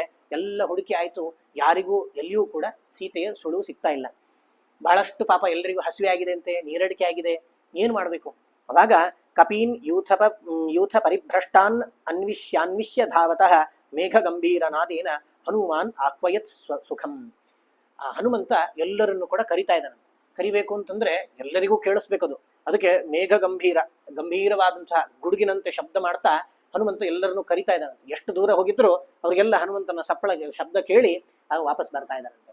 ಬಂದ್ರೆ ಬಹಳಷ್ಟು ಪಾಪ ಎಲ್ಲರಿಗೂ ಕೂಡ ಜೋರು ಆಯಾಸ ಆಗ್ಬಿಟ್ಟಿದೆ. ಶುಷ್ಕ ಕಂಠಾಹ, ಎಲ್ಲರ ಕಂಠವೂ ಒಣಗಿಬಿಟ್ಟಿದೆ ಅಂತೆ. ಶ್ರಮಾತುರಾಹ, ಬಹಳಷ್ಟು ಶ್ರಮ ಆಗಿಬಿಟ್ಟಿದೆ. ಕ್ಷುತ್ಪಿಪಾಸ ಪರಿಶ್ರಾಂತಾಹ, ಬಹಳಷ್ಟು ಬಾಯಾರಿಕೆ, ಬಹಳಷ್ಟು ಹಸಿವೆ ಆಗಿದೆ ಅಂತೆ. ಏನ್ ಮಾಡ್ಬೇಕು ದಿಕ್ಕು ತೋಚ್ತಾ ಇಲ್ಲ. ಈ ಕಡೆ ಬಂದ ಕೆಲಸವೂ ಆಗ್ತಾ ಇಲ್ಲ, ಸೀತೆ ಸಿಗ್ತಾ ಇಲ್ಲ. ಅಷ್ಟೊತ್ತಿಗಲ್ದೆ ನಮಗೆ ತಿನ್ಲಿಕ್ಕೂ ಕೂಡ ಏನು ಸಿಗ್ತಾ ಇಲ್ಲ. ಇನ್ನೇನು ಮಾಡೋದು ಅಂತ ಇರಬೇಕಾದ್ರೆ ಅಲ್ಲಿ ಒಂದು ಗುಹೆ ಕಾಣಿಸ್ತದಂತೆ. ಗುಹೆ ನೋಡ್ತಾ ಇದ್ರೆ ಅದರಿಂದ ಹಂಸ ಪಕ್ಷಿಗಳು, ಕೆಲವು ನೀರಿನ ಪಕ್ಷಿಗಳೆಲ್ಲ ಬರ್ತಾ ಇವೆ ಅಂತೆ. ಕಾಲು ಯಾಕೋ ಒದ್ದೆ ಆದ ಹಾಗಿತ್ತಂತೆ. ಹಂಸ ಪಕ್ಷಿಗಳೆಲ್ಲ ಬರ್ತಾ ಇವೆ ಅಂತಂದ್ರೆ ಬಹುಶಃ ಗುಹೆ ಒಳಗೆ ಹೋದ್ರೆ ನೀರಿರ್ಬೇಕೋ ಏನೋ. ನಾವು ಒಂದು ಕೆಲಸ ಮಾಡೋಣ, ಎಲ್ಲರೂ ಗುಹೆ ಒಳಗೆ ಹೋಗೋಣ, ನೀರಿದ್ರೆ ಸ್ವಲ್ಪ ನೀರಾದ್ರೂ ಕುಡ್ಕೊಂಡ್ ಬರ್ಲಿಕ್ಕೆ ಆಗ್ತದೆ ಅಂತ ಹೇಳಿ ಅಲ್ಲಿದ್ದ ಎಲ್ಲರೂ ಕೂಡ ಗುಹೆ ಒಳಗೆ ಹೊರಡ್ತಾ ಇದ್ದಾರೆ. ಗುಹೆ ಒಳಗೆ ಹೋಗ್ತಾರೆ. ಮುಂದೆ ಹೋಗ್ತಾ ಇದ್ದ ಹಾಗೆ ಕಪ್ಪು ಗುಹೆ, ಪೂರ್ತಿ ಕತ್ತಲೆ ಅಂತೆ, ಏನು ಕಾಣಿಸ್ತಾ ಇಲ್ಲ. ಪರಸ್ಪರ ಮುಖನೇ ಕಾಣಿಸ್ತಾ ಇಲ್ಲ ಅಂತೆ. ನಾವ್ ಯಾರು ಮಿಸ್ ಆಗ್ಬಿಡ್ಬಾರ್ದ, ಮೇಲೆ ಎಲ್ಲರೂ ಕೈ ಹಿಡ್ಕೊಳ್ಳೋಣ ಅಂತ ಹೇಳಿ ಪರಸ್ಪರ ಕೈ ಹಿಡ್ಕೊಂಡು ಮುಂದೆ ಹೋಗ್ತಾ ಇದಾರಂತೆ. ಮುಂದೆ ಹೋಗಿ ಇದು ಯಾಕೋ ಈ ಗುಹೆಯ ಅಂತ್ಯವೇ ಕಾಣಿಸ್ತಾ ಇಲ್ಲ ನಮಗೆ, ನಾವೊಂದು ಕೆಲಸ ಮಾಡೋಣ, ವಾಪಸ್ ಹೋಗೋಣ. ವಾಪಸ್ ಬರ್ತಾ ಇದಾರೆ, ವಾಪಸ್ ಬರ್ತಾ ದಾರಿ ಗೊತ್ತಾಗ್ತಿಲ್ಲ, ಎಲ್ಲ ಕಡೆ ಕತ್ಲೆ. ಹೋದವ್ರು ವಾಪಸ್ ಬರ್ತಾ ಇದೀವೋ, ಎಲ್ಲ ಮಧ್ಯೆ ಸಿಕ್ಕಾಕೊಂಡಿದೀವೋ ಏನು ಗೊತ್ತಾಗ್ತಿಲ್ಲಂತೆ. ಎಲ್ಲ ಸಿಕ್ಕಾಕೊಂಡ್ಬಿಟ್ಟಿದ್ದಾರೆ. ಆಯ್ತು, ನಮ್ಮ ಪ್ರಾಣ ಇಲ್ಲಿಗೆ ಹೋಗ್ತದೆ, ಯಾವುದೋ ಮಾಯಾ ಗುಹೆ ಒಳಗೆ ಸಿಕ್ಕಾಕೊಂಡ್ಬಿಟ್ಟಿದ್ದೇವೆ ನಾವು. ಇನ್ನು ನಮ್ಮನ್ನು ಬಚಾವ್ ಮಾಡೋರು ಯಾರು ಇಲ್ಲ. ನಾವು ರಾಮನಾಮ ಸ್ಮರಣೆ ಮಾಡಿಕೊಂಡು ಇಲ್ಲೇ ನಮ್ಮ ಪ್ರಾಣವನ್ನು ಬಿಡಬೇಕಾಗ್ತದೆ ಅಂತ ಹೇಳಿ ಜೋರಾಗಿ ರಾಮನಾಮ ಸ್ಮರಣೆ ಮಾಡ್ತಾ ಇದ್ದಾರಂತೆ. ಸ್ಮರಣೆ ಮಾಡ್ತಾ ಹೋಗ್ತಾ ಇದ್ದಾರೆ. ಎಲ್ಲಿಗೆ ಹೋಗ್ತಾ ಇದ್ದಾರೆ ಗೊತ್ತಿಲ್ಲ. ವಾಪಸ್ ಬರ್ತಿದಾರೋ, ಗುಹೆಯನ್ನ ದಾಟಿ ಮುಂದೆ ಹಂಗೆ ಹೋಗ್ತಾ ಇದ್ದಾರೋ, ಏನು ಮಾಯಾ ಗುಹೆ ಅಂತ ಅಂದ್ಕೊಳ್ಳೋ ಅಷ್ಟೊತ್ತಿಗೆ ಒಂದು ಸಣ್ಣ ಪ್ರಕಾಶ ಕಾಣ್ಲಿಕ್ಕೆ ಪ್ರಾರಂಭ ಆಗ್ತದೆ. ಏನೇನು ಅಂತ ಹತ್ರ ಹೋಗ್ತಾ ಇದ್ದಾಗೆ ಅಲ್ಲಿ ಒಬ್ಳು ತಪಸ್ವಿನಿ, ಒಬ್ಬ ತಾಪಸ ಸ್ತ್ರೀ ಕೂತಿದ್ದಾಳೆ ತಪಸ್ ಮಾಡ್ತಾ. ಅವಳ ಪ್ರಕಾಶದಿಂದ, ಅವಳ ಮೈಯ ಬೆಳಕಿಂದ ಅಲ್ಲಿದ್ದ ಎಲ್ಲ ಜಾಗ ಪ್ರಕಾಶಮಯವಾಗಿ ಕಾಣ್ತಾ ಇದೆ ಅಂತೆ. ಎಲ್ಲ ಕಾಣ್ತಾ ಇದೆ ಅಂತೆ. ಒಂದು ದೊಡ್ಡ ಸರೋವರ ಇದೆ, ಅಲ್ಲಿ ಬೇಕಾದ ಹಣ್ಣು ಹೂಗಳಿರುವಂತಹ ಗಿಡಗಳಿವೆ, ಜೇನಿದೆ. ಇಷ್ಟೆಲ್ಲ ನೋಡಿ ಆಶ್ಚರ್ಯ ಆಗ್ತದಂತೆ. ಅವಾಗ ಹನುಮಂತ ಕೇಳ್ತಾನಂತೆ, ಕತ್ವಂ ಕಂಜ ಫಲಾಶಾಕ್ಷಿ ತಪಸಾಜಿತ ತಾಪಸ ಕಶ್ಚೇದಂ ಕಾಂಚನಮಯಂ ಸರೋವರ ಗುಹಾದಿಕಂ. ಅಲ್ಲಮ್ಮ, ಯಾರು ನೀನು? ಕಂಜಲ ಪತ್ರಾಕ್ಷಿ, ಈ ಕಮಲದ ದಳದಂತೆ ಕಣ್ಣುಳ್ಳ ಸ್ತ್ರೀ ತಪಸ್ವಿನಿಯೇ, ಯಾರು ನೀನು? ನಿನ್ನ ತಪಸ ಜಿತ ತಾಪಸ, ನೀನು ಮಾಡೋ ತಪಸ್ಸನ್ನ ನೋಡಿದ್ರೆ ಬೇರೆ ತಪಸ್ವಿಗಳು ನಾಚ್ಕೊಳ್ಬೇಕು, ಅಷ್ಟು ತಪಸ್ಸು ಮಾಡ್ತಾ ಇದೆಯಲ್ಲ, ಯಾರು ನೀನು? ಎಲ್ಲಿ ಈ ಗುಹೆ ಯಾಕೆ ಹಿಂಗಿದೆ? ಎಲ್ಲಿಯೂ ಏನು ಕಾಣದೇ ಇರುವಂಥದ್ದು ಇಲ್ಲಿ ನಮಗೆಲ್ಲ ಕಾಣಿಸ್ತಾ ಇದೆ, ಸರೋವರ ಇದೆ, ಮರ ಇದೆ ಅಲ್ಲ, ಏನು ಅಂತ ಕೇಳಿದಾಗ ಅವನು ಅಷ್ಟೇ ಇಲ್ಲದೆ ಹೇಳ್ತಾನಂತೆ, ನಾವೆಲ್ಲ ಸೀತೆಯನ್ನ ಹುಡುಕಬೇಕು ಅಂತ ಹೇಳಿ ರಾಮಚಂದ್ರ, ದಶರಥನ ಮಗನಾದಂಥ ರಾಮಚಂದ್ರನ ಆದೇಶದ ಮೇಲೆ ಸುಗ್ರೀವನ ಎಲ್ಲರೂ ಕೂಡ ದೂತರು ನಾವು ಬಂದಿದ್ದೇವೆ ಇಲ್ಲಿಗೆ. ನಮಗೆ ಎಲ್ಲಿ ಹೋಗ್ಬೇಕು ಅಂತ ಗೊತ್ತಾಗ್ಲಿಲ್ಲ, ಗುಹೆ ಒಳಗೆ ಸೀತೆ ಇರ್ಬೋದು ಅಂತ ಅನ್ಕೊಂಡು ನಾವು ಬಂದ್ವಿ. ಬಹಳಷ್ಟು ಹೊಟ್ಟೆ ಹಸಿವೆ ಆಗಿತ್ತು ಕಪಿಗಳಿಗೆಲ್ಲ, ನಾವು ಇಲ್ಲಿ ಸಿಕ್ಕಾಕೊಂಡ್ಬಿಟ್ವಿ. ಪುಣ್ಯಕ್ಕೇನೋ ನೀನು ಕಾಣಿಸ್ಕೊಂಡು ಇಲ್ಲೆಲ್ಲ ಹಣ್ಣುಗಳಿರೋದು ಕಾಣಿಸ್ತಾ ಇದೆ ಅಂತ ಹೇಳಿದಾಗ ಅವಳು ಹೇಳ್ತಾನಂತೆ, ದುಹಿತಾ ಮೇರು ಸಾವರಣೆ ರಹಂ ನಾಮ್ನಾ ಸ್ವಯಂ ಪ್ರಭಾ. ನಾನು ಸ್ವಯಂ ಪ್ರಭಾ ಅಂತ ಹೆಸರೇ, ತಾನೇ ಪ್ರಕಾಶ, ಸ್ವಯಂ ಪ್ರಕಾಶ ಅಂತ. ಅಲ್ಲಿ ಅವಳ ಪ್ರಕಾಶದಿಂದ ಎಲ್ಲವೂ ಕಾಣ್ತಾ ಇತ್ತಲ್ಲ, ಅವಳ ಹೆಸರೇ ಸ್ವಯಂ ಪ್ರಭಾ ಅಂತ. ಯಾರಪ್ಪ ಅವಳು ಅಂತಂದ್ರೆ ಮೇರು ಸಾವರಣಿ ಅಂತ ನನ್ನ ತಂದೆ ಹೆಸರು. ಇಲ್ಲಿ ಏನಾಗಿತ್ತು, ಈ ಗುಹೆ ಏನು ಗೊತ್ತಾ, ಇದು ಮಯಾಸುರನಿಂದ ನಿರ್ಮಿತವಾದಂತಹ ಗುಹೆ. ಮಯಾಸುರ ಅಂತಂದ್ರೆ ಮಂಡೋದರಿಯ ತಂದೆ, ರಾವಣನ ಮಾವ. ಮಯಾಸುರ ಅಂದ್ರೆ ಈಗ ದೇವತೆಗಳಿಗೆ ಶಿಲ್ಪಿ ವಿಶ್ವಕರ್ಮ ಹೆಂಗೋ, ಮಯಾಸುರ ಅಸುರರಿಗೆ ಶಿಲ್ಪಿ. ಅವನಿಂದ ನಿರ್ಮಿತವಾದಂತಹ ಗುಹೆ. ಹಿಂದೆ ಎಷ್ಟೋ ವರ್ಷದವರೆಗೆ ಮಯಾಸುರ ಒಬ್ಬ ಹೇಮ ಎಂಬುವಂತಹ ಅಪ್ಸರೆಯೊಟ್ಟಿಗೆ ಅನೇಕ ವರ್ಷಗಳ ಕಾಲ ಈ ಗುಹೆಯಲ್ಲಿದ್ದ. ಇಲ್ಲೂ ಅಪರೂಪಕ್ಕೊಂದು ಸರ್ತಿ ಬಂದು ಹೋಗ್ತಾ ಇರ್ತಾನವನು. ಇದು ಮಾಯಾ ಗುಹೆ ಇದು. ಹಾಗಾಗಿ ಇಲ್ಲಿ ನಾನು ಆ ಹೇಮ ಇದ್ಲಲ್ಲ, ಅವಳ ಸಖಿ ನಾನು, ಅವಳು ನನ್ನ ಫ್ರೆಂಡ್. ಹಾಗಾಗಿ ನಾನು ಇಲ್ಲೇ ಇದ್ದೇನೆ, ತಪಸ್ಸು ಮಾಡ್ಕೊಂಡು ಈ ಗುಹೆಯಲ್ಲೇ ಇದ್ದೇನೆ ನಾನು. ನಿಮಗೆ ಹಸಿವೆ ಆಗಿದೆ ಅಂತ ಗೊತ್ತಾಯ್ತು, ಬೇಕಾದ್ದು ನೀವು ತಗೊಳ್ರಿ, ಅಂತ ಹೇಳಿದ ಕೂಡಲೇ ಎಲ್ಲ ಕಪಿಗಳು ಎದ್ನೋ ಬಿದ್ನೋ ಓಡಿ ಅಲ್ಲಿದ್ದ ಹಣ್ಣುಗಳನ್ನ, ನೀರನ್ನ ಕುಡಿದು, ಜೇನು ಇದನ್ನೆಲ್ಲ ತಿಂದು ತಾವು ಹೊಟ್ಟೆಯನ್ನ ಪೂರ್ತಿ ಮಾಡ್ಕೊಂಡಿದ್ದಾರೆ. ಹೊಟ್ಟೆ ಫುಲ್ ಆಗಿದೆ. ನಾವು ಹೊರಗೆ ಹೋಗ್ಬೇಕಲ್ಲ ಈಗ, ಯಾಕಂದ್ರೆ ಎಲ್ಲೋ ಅಂಧಕಾರವನ್ನ ದಾಟಿ ಬಂದಿದೀವಿ ನಾವೀಗ. ನೀವು ವಾಪಸ್ ಹೋಗು ಅಂತಂದ್ರೆ ಅಲ್ಲಿ ನಮ್ಗೇನ್ ಲೈಟ್ ಇಲ್ಲ, ಏನಿಲ್ಲ, ಹೆಂಗ ಹೋಗೋದು ಹೊರಗೆ ಅಂತ ಕೇಳಿದಾಗ ಅವಳು ಹೇಳಿದಂತೆ, ವಿರಿಂಚಸ್ಯ ವರಾದತ್ರ ಜಂತೂನಾಂ ನೋದ್ಗಮಾಗಮವು. ಈ ಬ್ರಹ್ಮದೇವರು ಈ ಪ್ರದೇಶಕ್ಕೆ ಒಂದು ವರ ಕೊಟ್ಟಿದ್ದಾರೆ. ಏನು? ಈ ಬ್ರಹ್ಮದೇವರ ವರದಿಂದ ಇದು ಯಾರಿಗೂ ಬರ್ಲಿಕ್ಕೆ ಹೋಗ್ಲಿಕ್ಕೆ ಯೋಗ್ಯವಾದ ಪ್ರದೇಶ ಅಲ್ಲ, ಯಾರು ಬರುವುದೇ ಇಲ್ಲ, ಬಂದವರು ವಾಪಸ್ ಹೋಗುದಿಲ್ಲ. ನಿಮ್ದೇನೋ ಪುಣ್ಯ ಇದೆ, ನೀವು ಇಲ್ಲಿ ಬಂದಿದ್ದೀರಿ ನೀವು.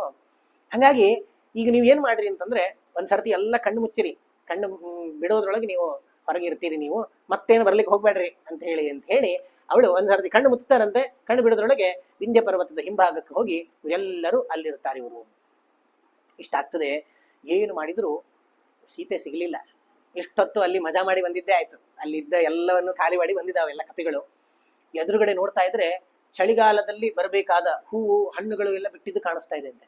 ಅಂದ್ರೆ ನಾವು ಇಷ್ಟು ಸಮಯ ಗುಹೆ ಒಳಗೆ ಕಳೆದು ಬಿಟ್ವಲ್ಲ, ಎಷ್ಟು ದಿವಸ ಆಯ್ತು ಹಾಗಾದ್ರೆ? ಅಂದ್ರೆ ಸುಗ್ರೀವ ಆಜ್ಞೆ ಮಾಡಿದ 1 ತಿಂಗಳು ಮುಗಿಲಿಕ್ಕೆ ಬಂತು ಅಂತ ಅರ್ಥ. ಕಾರ್ತಿಕ ಮಾಸ ಮುಗಿಲಿಕ್ಕೆ ಬಂತು ಅಂದ್ರೆ ಹೇಮಂತ ಋತು ಪ್ರಾರಂಭ ಆಗ್ತಿದೆ. ಹೇಮಂತ ಋತುವಿಗೆ ಕಾಣಿಸ್ಕೊಳ್ಬೇಕಾದ ಹಣ್ಣು ಹಂಪಲುಗಳು ಹೂವುಗಳೆಲ್ಲ ಬಿಡ್ತಾ ಇವೆ. ಚಳಿಗಾಲ ಪ್ರಾರಂಭ ಆಗಿದೆ, ಸೀತೆ ಸಿಕ್ಕಿಲ್ಲ. ಸುಗ್ರೀವ ಕೊಟ್ಟ ಆಜ್ಞೆಯ ದಿನಗಳು ಮುಗಿತಾ ಬಂತು. ನಾವೀಗ ಹೋದ್ರೆ ನಮಗೆ ದಂಡವೇ ಗತಿ ಅಂತ ಹೇಳಿ ಎಲ್ಲರೂ ಅಂದ್ಕೊಳ್ತಾ ಇದ್ದಾರಂತೆ. ಎಲ್ಲರೂ ಕೂಡ ನಿರಾಶರಾಗ್ತಾ ಇದ್ದಾರಂತೆ.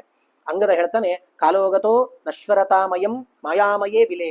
ಈ ನಶ್ವರವಾದಂತಹ ಮಾಯಾಮಯ ಬಿಲಕ್ಕೆ ಹೋಗಿ ಸುಮ್ಮನೆ ಸಿಕ್ಕಾಕೊಂಡ್ಬಿಟ್ವಿ ನಾವು. ಕಾಲ ಹೋಗಿದ್ದೇ ಗೊತ್ತಾಗಿಲ್ಲ, ಎಲ್ಲ ತಿನ್ಕೊಂಡು ಇದ್ದು ಬಿಟ್ವಿ ನಾವು. ಎಂಥ ಅವಸ್ಥೆ ಆಗ್ಬಿಡ್ತು. ಏನು ಮಾಡೋದೀಗ? ಒಂದು ಕೆಲಸ ಮಾಡೋಣ, ಎಲ್ಲರೂ ಪ್ರಾಯೋಪವೇಶ, ಇಲ್ಲೇ ಕೂತ್ ಬಿಡೋಣ ನಾವು. ಯಾಕೆಂದ್ರೆ ವಾಪಸ್ ಹೋದ್ರೆ ಸುಗ್ರೀವ ನಮ್ಮನ್ನು ಬಿಡೋದಿಲ್ಲ. ನಾವು ಇಲ್ಲೇ ಕೂತ್ ಬಿಡೋಣ, ಇಲ್ಲೇ ಉಪವಾಸ ಕೂತ್ ಬಿಡೋಣ ನಾವು ಅಂತ ಹೇಳಿ ತೀರ್ಮಾನ ಮಾಡ್ತಾನಂತೆ. ಅವಾಗ ತಾರ ಹೇಳ್ತಾನೆ. ತಾರ ಅಂತಂದ್ರೆ ಈ ತಾರೆಯ ಅಂದ್ರೆ ವಾಲಿಯ ಹೆಂಡತಿಯ ಅಣ್ಣ, ಅಂದ್ರೆ ಅಂಗದನಿಗೆ ಸೋದರ ಮಾವ ಆಗಬೇಕು. ಅವನು ಹೇಳ್ತಾನಂತೆ, ನೋಡು, ನಾವೀಗ ಹೋಗೋದು ಬೇಡ ಅಲ್ಲಿಗೆ. ನಾವು ಹೋಗ್ಲಿಲ್ಲ ಅಂತಂದ್ರೆ ಏನಾಗ್ತದೆ? ಸುಗ್ರೀವ ನಮ್ಮನ್ನೇ ಹೊಡ್ಕೊಂಡ್ ಬರ್ತಾನೆ ಇಲ್ಲಿಗೆ. ಯಾಕೆ? ನಾವು ಹೋದ್ರೆ ನಮಗೆ ದಂಡ ಸಿಗ್ತದೆ, ನಮಗೆ ಮೃತ್ಯು ದಂಡ ಏನು ಬೇಕಾದ್ರೂ ಕೊಡ್ಬೋದು ಅವನು. ನಾವು ಹೋಗ್ಲೇ ಇಲ್ಲ ಅಂತಂದ್ರೆ ಸುಗ್ರೀವ ಅಲ್ಲೇ ಇದ್ ಬಿಡ್ತಾನಲ್ಲ. ಅಂದ್ರೆ ಇಲ್ಲ, ನಮ್ಮನ್ನ ಹುಡ್ಕೊಂಡ್ ಬಂದ್ರೆ ಇಲ್ಲಿಗೆ. ನಾವು ಹುಡ್ಕೊಂಡ್ ಬಂದ್ರೆ ನಾವು ಚಿಂತೆ ಮಾಡೋದು ಬೇಡ, ಈ ಗುಹೆ ಒಳಗೆ ಹೋಗ್ಬಿಡೋಣ. ಈ ಗುಹೆ ಒಳಗೆ ಹೋದ್ರೆ ಅವನಿಗೆ ಬರ್ಲಿಕ್ಕೂ ಆಗುದಿಲ್ಲ, ನಾವು ಆರಾಮಾಗಿ ಇದ್ದು ಬಿಡ್ಬೋದು. ಆ ಗುಹೆಯಲ್ಲಿ ಬೇಕಾದಷ್ಟು ತಿನ್ಲಿಕ್ಕೆಲ್ಲ ಇದೆ. ಹಾಗಾಗಿ ಈ ಗುಹೆ ಒಳಗೆ ಹೋಗ್ಬಿಡೋಣ. ಆ ಗುಹೆ ವಜ್ರಿಣಾಪಿ ಸ್ವವಜ್ರೇಣ ಕಿಂಚಿತ್ ಕಿಲ ವಿದಾರಿತ. ಒಂದ್ ಸರ್ತಿ ಇಂದ್ರ ವಜ್ರಾಯುಧದಿಂದ ಆ ಗುಹೆಗೆ ಆ ವಜ್ರಾಯುಧನು ಎಸೆದ್ರೆ ಆ ಗುಹೆಗೆ ಏನಾಗಿಲ್ಲ, ಏನೋ ಸ್ವಲ್ಪ ಹಿಂಗ್ ಬಿರುಕು ಬಿಟ್ಟಂಗ ಆಗಿತ್ತಷ್ಟೇ. ಹಾಗಾದ್ರೆ ವಜ್ರಾಯುಧದಿಂದಲೇ ಏನು ಮಾಡ್ಲಿಕ್ಕೆ ಆಗಿಲ್ಲ ಗುಹೆಗೆ, ಸುಗ್ರೀವ ಏನ್ ಮಾಡ್ಲಿಕ್ಕೆ ಆಗ್ತದೆ ಬಂದು? ಹಾಗಾದ್ರೆ ನಾವೇನ್ ಮಾಡೋಣ, ಈ ಪ್ರಾಯೋಪವೇಶ ಎಲ್ಲ ಬೇಡ, ಗುಹೆ ಒಳಗೆ ಹೋಗಿ ಆರಾಮ್ ಇದ್ದು ಬಿಡೋಣ, ಅಲ್ಲಿ ಬೇಕಾದ್ದೆಲ್ಲ ತಿನ್ಲಿಕ್ಕಿದೆ, ನಾವು ಅಲ್ಲೇ ಇರೋಣ ಅಂತ ಹೇಳಿ ತಾರ ಹೇಳಿದಂತೆ. ಇಷ್ಟ ಆದ ಕೂಡಲೇ ವಿದಿತೇಯಂ ಮಯಾ ನೀತಿ ತಾರೇಣ ಪ್ರತಿಪಾದಿತ ಸ್ವಜಾಮೇಯಸ್ಯ ಸಾಮ್ರಾಜ್ಯಂ ಸಾಧಯಾಮೀತಿ ವಾಂಛತ. ಹನುಮಂತ ಹೇಳ್ತಾನಂತೆ, ಇನ್ನು ತಾರ, ನಿನ್ನ ಕುಟಲಿ ನೀತಿ ಎಲ್ಲ ಗೊತ್ತಾಗಿದೆ ನನಗೆ. ನಿನ್ನ ಅಭಿಪ್ರಾಯ ಏನು ಗೊತ್ತೋ ನಾನು ಹೇಳ. ಈಗ ನಾವು ಹೋಗ್ಲಿಲ್ಲ ಅಂತಂದ್ರೆ ಏನಾಗ್ತದೆ? ಸುಗ್ರೀವ ನಮ್ಮನ್ನು ಹೊಡ್ಕೊಂಡು ಬರ್ತಾನೆ. ನಾವು ಸಿಗ್ಲಿಲ್ಲ ಅಂತಾದಾಗ ಸೀತೆ ಸಿಗುದಿಲ್ಲ ಅಂತ ಆಗ್ತದೆ. ಅವಾಗ ಸುಗ್ರೀವ ರಾಮ ಏನಾಗ್ತದೆ? ರಾಮ ಸುಗ್ರೀವನ ಮೇಲೆ ನಂಬಿಕೊಂಡು ಸೀತೆ ಸಿಗ್ತಾಳೆ ಅನ್ಕೊಂಡಿದ್ದ. ಸುಗ್ರೀವ ಹುಡುಕಿಸಿ ಕೊಡ್ಲಿಲ್ಲ ಅಂತಂದ್ರೆ ನಿನ್ನ ಮಿತ್ರತ್ವ ಮುಗೀತಿಲ್ಲಿಗೆ ಅಂತ ಹೇಳಿ ಸುಗ್ರೀವನನ್ನ ಬೈದೋ ಇಲ್ಲ ಸುಗ್ರೀವನನ್ನ ಕೊಂದೆ ರಾಮಚಂದ್ರ ಹೋಗಿಬಿಡ್ತಾನೆ. ಸೀತೆಯನ್ನು ಹುಡುಕ್ಲಿಕ್ಕೆ ಅಂತ ತನ್ನ ಕೆಲಸವನ್ನ ತಾನು ಮಾಡ್ತಾ ಹೋಗಿಬಿಡ್ತಾನೆ ಮುಂದೆ. ಆಮೇಲೆ ವಾಪಸ್ ಈ ಗುಹೆಯಿಂದ ಹೋಗಿ ಆ ಸಾಮ್ರಾಜ್ಯವನ್ನ ಆಳೋಣ. ಕಿಷ್ಕಿಂಧೆಗೆ ಇನ್ಯಾರೋ ಅಧಿಪತಿ ಇಲ್ಲ ಅಂತ ಆಗ್ತದೆ, ಸುಗ್ರೀವನೂ ಇಲ್ಲ. ಹಾಗಾಗಿ ವಾಲಿಗೆ ವಿನಾಯಾಸವಾಗಿ ರಾಜ್ಯ ಸಿಗ್ತದೆ ಅಂತ ನೀನು ಉಪಾಯ ಮಾಡಿದ್ಯಾ? ಅಂತ ನಿನ್ನ ಉಪಾಯ ನಡೆಯೋದಿಲ್ಲ. ನಾನಿರೋವರೆಗೂ ನನಗೆ ಸುಗ್ರೀವ ಹೇಳಿ ಕಳಿಸಿದ ನಾನು. ಹಾಗಾಗಿ ನಾನು ಎಲ್ಲಿವರೆಗೆ ಇರ್ತೇನೋ ಅಲ್ಲಿವರೆಗೆ ನಿನ್ನ ಈ ಕುಟಿಲ ನೀತಿ ನಡೆಯುವುದಿಲ್ಲ. ನಾನು ಬಲವಂತವಾಗಿ ನಿಮಗೆ ಮಾಡಬೇಕಾದ ಕೆಲಸಗಳನ್ನ ನಾನೇ ಮಾಡಿಸ್ತೇನೆ ನಿನಗೆ. ಆಮೇಲೆ ನೀ ಏನ್ ಅಂದ್ಕೊಳ್ತಾ ಇದ್ದೀನಿ ನೀನು? ಶತಕ್ರತೋ ಶತಗುಣಾ ಕುಲಿಶಾಲ್ ಲಕ್ಷ್ಮಣೇಶವ. ಈ ವಜ್ರಾಯುಧದಿಂದ ಹೊಡೆದಾಗ ಈ ಗುಹೆ ಏನೋ ಬಿರುಕು ಬಿಟ್ಟಿತ್ತು, ಹಾಗಾದ್ರೆ ಸುಗ್ರೀವ ಏನು ಪ್ರವೇಶ ಮಾಡ್ಲಿಕ್ಕೆ ಆಗುದಿಲ್ಲ, ರಾಮ ಅಂತೂ ಸೀತೆಯನ್ನು ಹುಡುಕ್ಲಿಕ್ಕೆ ಹೋಗ್ಬಿಡ್ತಾನೆ, ಅವನ ಕೆಲಸದಲ್ಲಿ ಅವನು ಬ್ಯುಸಿ ಆಗ್ಬಿಡ್ತಾನೆ ಅಂತ ಹೇಳ್ತಾ ಇದೆಯಲ್ಲ. ಒಂದು ತಿಳ್ಕೋ, ಲಕ್ಷ್ಮಣನ ಬಾಣ ಅದು ಶತಕ್ರತೋಹೋ ಶತಗುಣಾಹ. ಆ ಇಂದ್ರನ ಕೈಯಲ್ಲಿ ವಜ್ರಾಯುಧ ಇದೆಯಲ್ಲ, ಅದರ 100 ಪಟ್ಟು ಸಾಮರ್ಥ್ಯ ಉಳ್ಳದ್ದು ಲಕ್ಷ್ಮಣನ ಬಾಣ. ರಾಮನ್ನ ಹೇಳಲಿಲ್ಲ ನಾನು, ಲಕ್ಷ್ಮಣನ ಬಾಣವೇ ಅಷ್ಟು ಶಕ್ತಿಶಾಲಿಯಾದದ್ದು. ಅವನು ಒಂದು ಬಾಣ ಬಿಟ್ರೆ ಇಡೀ ಗುಹೆನೇ ಕಿತ್ಕೊಂಡು ಹೋಗಿಬಿಡ್ತದೆ. ಏನ್ ಮಾತಾಡ್ತಿದ್ದೀನಿ ನೀನು? ಹಾಗಾದ್ರೆ ನೀನ್ ಲಕ್ಷ್ಮಣನಿಗೆ ಹೆದರ್ಬೇಕು. ರಾಮಚಂದ್ರ ಕೇವಲ ಯಸ್ಯ ಭ್ರೂಭಂಗ ನಿಯತಂ ತ್ರೈಲೋಕ್ಯಂ ಕೋಸಲೇಶಿತು ತಸ್ಯಾಗಮ್ಯಂ ಕಿಲ ಬಿಲಂ ಬಾಲಿಶೈ ಕಿಮ್ನು ಕಥ್ಯತೆ. ಆ ರಾಮಚಂದ್ರ ಕೇವಲ ತನ್ನ ಹುಬ್ಬಿನ ವಿಲಾಸ ಮಾಡಿದರೆ ಸಾಕು, ಇಡೀ ಜಗತ್ತು ಅದರದರ ಕೆಲಸದಲ್ಲಿ ತೊಡಗುತ್ತದೆ ಅಂತ ಆದ್ಮೇಲೆ ಈ ಬಿಲ ಎಲ್ಲ ಯಾವ ಲೆಕ್ಕ ಅವನಿಗೆ? ಹಾಗಾದ್ರೆ ಒಂದು, ನೀವು ಆದೇಶವನ್ನ ಅವಶ್ಯವಾಗಿ ಪಾಲನೆ ಮಾಡಲೇಬೇಕು. ಸೀತೆಯನ್ನು ಹುಡುಕ್ರಿ, ಸಿಗ್ಲಿಲ್ಲ ಅಂತಂದ್ರೆ ವಾಪಸ್ ಹೋಗೋಣ, ಅದು ದಂಡ ಏನಿದೆ ಅದನ್ನ ಸ್ವೀಕಾರ ಮಾಡೋಣ ಅಂತ ಹೇಳಿ ತಾರ ಹೇಳಿದ ಕುಟಿಲ ನೀತಿಯನ್ನ ಯಾರೂ ಕೂಡ ಒಪ್ಪುವ ಹಾಗಿಲ್ಲ ಅಂತ ಹೇಳಿ ಅಲ್ಲಿದ್ದ ಎಲ್ಲ ಕಪಿಗಳಿಗೂ ಕೂಡ ವಾರ್ನ್ ಮಾಡ್ತಾನಂತ ಹನುಮಂತ. ಅಷ್ಟಾದ್ಮೇಲೆ ಏನ್ ಮಾಡೋದು? ಹನುಮಂತ ಹೇಳಿದ ಮೇಲೆ ಎಲ್ಲರೂ ಸುಮ್ಮನೆ ಆಗ್ಬೇಕಾಗ್ತದೆ. ಮತ್ತೆ ಸೀತೆಯನ್ನು ಹುಡುಕ್ತಾ ತಾವು ಮುಂದೆ ಹೋಗ್ತಾ ಇದಾರಂತೆ. ವದತೀರ್ಥಂ ಹನುಮತಿ ವಾನರಾಸ್ತೆ ಮುನಿವ್ರತಾಹ ತಮನ್ಮವರ್ತಂತ ಯಥಾ ನದ್ಯೌಘಂ ನಗ ನಿಮ್ನಗಾಹ. ಇಷ್ಟು ಹನುಮಂತ ಹೇಳಿದ ಕೂಡ್ಲೆ ಬೇರೆ ಯಾವ ಕಪಿಗಳು ಮಾತಾಡ್ಲಿಲ್ಲಂತೆ. ಹಿಂದೆ ತಾರ ಹೇಳಿದ ಕೂಡ್ಲೆ ಹೌದು ಹಂಗೆ ಮಾಡೋಣ ಅಂತ ಹೇಳಿದ್ರು ಎಲ್ರು. ಈಗ ಯಾರು ಮಾತಾಡ್ತಿಲ್ಲ. ಮುನಿವ್ರತಾಹ, ಮುನಿಗಳಂತೆ ಅಂದ್ರೆ ಋಷಿಗಳು ತಪಸ್ಸು ಮಾಡಬೇಕಾದ್ರೆ ಯಾವ ರೀತಿ ಸುಮ್ಮನೆ ಇರ್ತಾರೋ, ಮೌನವನ್ನ ವಹಿಸಿರ್ತಾರೋ, ಆ ರೀತಿ ಇವ್ರು ಯಾರು ಏನು ಮಾತಾಡ್ತಿಲ್ಲ ಅಂತ. ಹನುಮಂತನ ಕಂಡ್ರೆ ಹೆದರಿಕೆ. ಹಾಗಾಗಿ ಇನ್ನೇನ್ ಮಾಡೋದು? ಸೀತೆಯನ್ನು ಹುಡುಕೋಣ ಅಂತ ಹೇಳಿ ಬಹಳಷ್ಟು ದೂರ ತಾವು ಹುಡುಕ್ತಾ ಹೋಗ್ತಾ ಇದ್ದಾರೆ. ಆ ವಿಂಧ್ಯ ಪರ್ವತ ಮುಗಿತದೆ. ಅನೇಕ ಗುಹೆಗಳನ್ನ ಹುಡುಕ್ತಾರೆ, ಪರ್ವತಗಳನ್ನ ಹುಡುಕ್ತಾರೆ, ನದಿ ತೀರಗಳನ್ನು ಹುಡುಕ್ತಾರೆ. ಎಷ್ಟೋ ಕಪಿಗಳು ಬಹಳ ವೀರರಿದ್ರಂತೆ. ಇಡೀ ಗುಹೆಗಳನ್ನು ಹುಡುಕ್ಲಿಕ್ಕೆ ಆಗುದಿಲ್ಲ ಅಂತಾದಾಗ ಒಂದು ಪರ್ವತವನ್ನ ಎತ್ತಿ ನೋಡಿ ಆಮೇಲೆ ವಾಪಸ್ ಇಡ್ತಿದ್ದಾರಂತೆ ಪರ್ವತ. ಹಿಂಗೆಲ್ಲ ಮಾಡಿ ಎಲ್ಲ ಕಡೆ ಹುಡುಕ್ತಾ ಇದಾರಂತೆ. ಎಲ್ಲಿ ಹುಡುಕಿದ್ರು ಸೀತೆಯ ಪತ್ತೆ ಇಲ್ಲ. ಎಲ್ಲರೂ ಕೂಡ ಬರ್ತಾ ಇದ್ದಾರಂತೆ. ಬಂದು ಎದುರುಗಡೆ ನೋಡ್ತಾರೆ. ಎಲ್ಲರಿಗೂ ಕೂಡ ನಿರಾಶೆ ಕಾದಿತ್ತು. ಎದುರುಗಡೆ ಸಮುದ್ರ ಇದೆ. ಯಾಕೆ? ಸಮುದ್ರನೇ ಬಂದುಬಿಟ್ರೆ ಸಮುದ್ರದ ಮುಂದೆ ಇನ್ನೇನಿರ್ತದೆ? ಹಾಗಾದ್ರೆ ಎದುರುಗಡೆ ದಕ್ಷಿಣದ ಸಮುದ್ರವನ್ನ ತಲುಪಿಬಿಟ್ಟಿದ್ದಾರೆ. ದಕ್ಷಿಣ ಸಮುದ್ರದವರೆಗೆ ಭೂಭಾಗ, ಅದಾದ್ಮೇಲೆ ಎಲ್ಲಿ ಭೂಮಿನೇ ಇಲ್ಲ. ಹಾಗಾದ್ರೆ ಎದುರುಗಡೆ ತಾವೆಲ್ಲ ಸಮುದ್ರವನ್ನ ನೋಡಿ ಬಹಳಷ್ಟು ಬೇಸರ ಪಡ್ತಾ ಇದ್ದಾರಂತೆ. ಬೇಸರ ಪಟ್ಟು ಒಬ್ಬೊಬ್ಬರು ಒಂದೊಂದು ರೀತಿ ಹೇಳ್ತಾ ಇದ್ದಾರೆ. ಇನ್ನು ಸಮುದ್ರ ಬಂದ್ಬಿಟ್ಟಿದೆ, ನಾವಿನ್ನೇನಿಲ್ಲ, ವಾಪಸ್ ಹೋಗ್ಬೇಕು, ಆ ಸುಗ್ರೀವ ಕೊಡೋ ದಂಡವನ್ನ ಸ್ವೀಕಾರ ಮಾಡಬೇಕು. ಅಲ್ಲಿ ಸಾಯೋದ್ರ ಬದಲು ಇಲ್ಲಿವರೆಗೆ ಬಂದ್ಬಿಟ್ಟಿದ್ದೇವೆ ನಾವು. ನಮಗೆ ಸಾಯೋದೇ ಅನ್ನೋದು ವಿಧಿ ಅಂತಾದ್ರೆ ನಾವೊಂದು ಕೆಲಸ ಮಾಡೋಣ, ಇಲ್ಲೇ ಪ್ರಾಯೋಪವೇಶವನ್ನು ಕೊಡೋಣ. ಪ್ರಾಯೋಪವೇಶ ಏನು? ಆಹಾರ, ತಿಂಡಿ, ನಿದ್ರೆ ಇದನ್ನೆಲ್ಲ ಬಿಟ್ಟು ನಾವೆಲ್ಲ ಕೂತಲ್ಲೇ ಕೂತು ನಾವು ರಾಮ ಮಂತ್ರ ಜಪ ಮಾಡಿಕೊಂಡು ನಮ್ಮ ಪ್ರಾಣವನ್ನು ಬಿಟ್ಟು ಬಿಡೋಣ ಅಂತ ಹೇಳಿ ಎಲ್ಲರೂ ಸಂಕಲ್ಪ ಮಾಡ್ತಾರಂತೆ. ಅಲ್ಲಿದ್ದ ವಾನರರೆಲ್ಲ ಆಚಮನೆ ಮಾಡಿ ನಾವು ಪ್ರಾಯೋಪವೇಶ ಮಾಡ್ತೀವಿ ಅಂತ ಸಂಕಲ್ಪ ಮಾಡಿ ಎಲ್ಲರೂ ಕೂತಿದ್ದಾರೆ. ಕೂಡ್ಬೇಕಾದ್ರೆ ಈ ಧ್ಯಾನ ಎಲ್ಲ ಕಪಿಗಳಿಗೆ ಹೇಳಿದ್ದಲ್ಲ. ಅವು ಕೂತ್ರೆ ಪಾಪ ಏನು ತಲೆಯಲ್ಲಿ ಬರುವುದಿಲ್ಲ. ಒಂದು ಕೆಲಸ ಮಾಡೋಣ, ರಾಮನ ಚರಿತ್ರೆಯನ್ನ ನಾವೀಗ ಗಾನ ಮಾಡೋಣ. ಇನ್ನೇನಿಲ್ಲಲ್ಲ, ಮಾಡ್ಲಿಕ್ಕೆ ಕೆಲಸ ಇಲ್ಲ, ಸುಮ್ಮನೆ ಕೂತ್ರೆ ಬೋರ್ ಆಗ್ತದೆ, ಅದು ತಿನ್ನೋಣ ಇದು ತಿನ್ನೋಣ ಅಂತ ಅನಿಸ್ತದೆ. ರಾಮನ ಚರಿತ್ರೆಯನ್ನ ಹೇಳ್ಕೊಂಡು ನಾವು ಪ್ರಾಯೋಪವೇಶ ಮಾಡಿ ನಮ್ಮ ಪ್ರಾಣ ಬಿಡೋಣ ಅಂತ ಹೇಳಿ ಎಲ್ಲರೂ ಸಂಕಲ್ಪ ಮಾಡ್ತಾರಂತೆ. ಸಂಕಲ್ಪ ಮಾಡಿದಾಗ ಅವರ ಮೇಲೆ ಗಿಡದಲ್ಲಿ ಒಂದು ಹದ್ದು ಕೂತಿತ್ತಂತೆ, ಸಂಪಾತಿ ಅಂತ. ಅದು ಕೂತು ಕಾಯ್ಲಿಕ್ಕೆ ಪ್ರಾರಂಭ ಮಾಡ್ತಂತೆ. ಯಾಕೆ?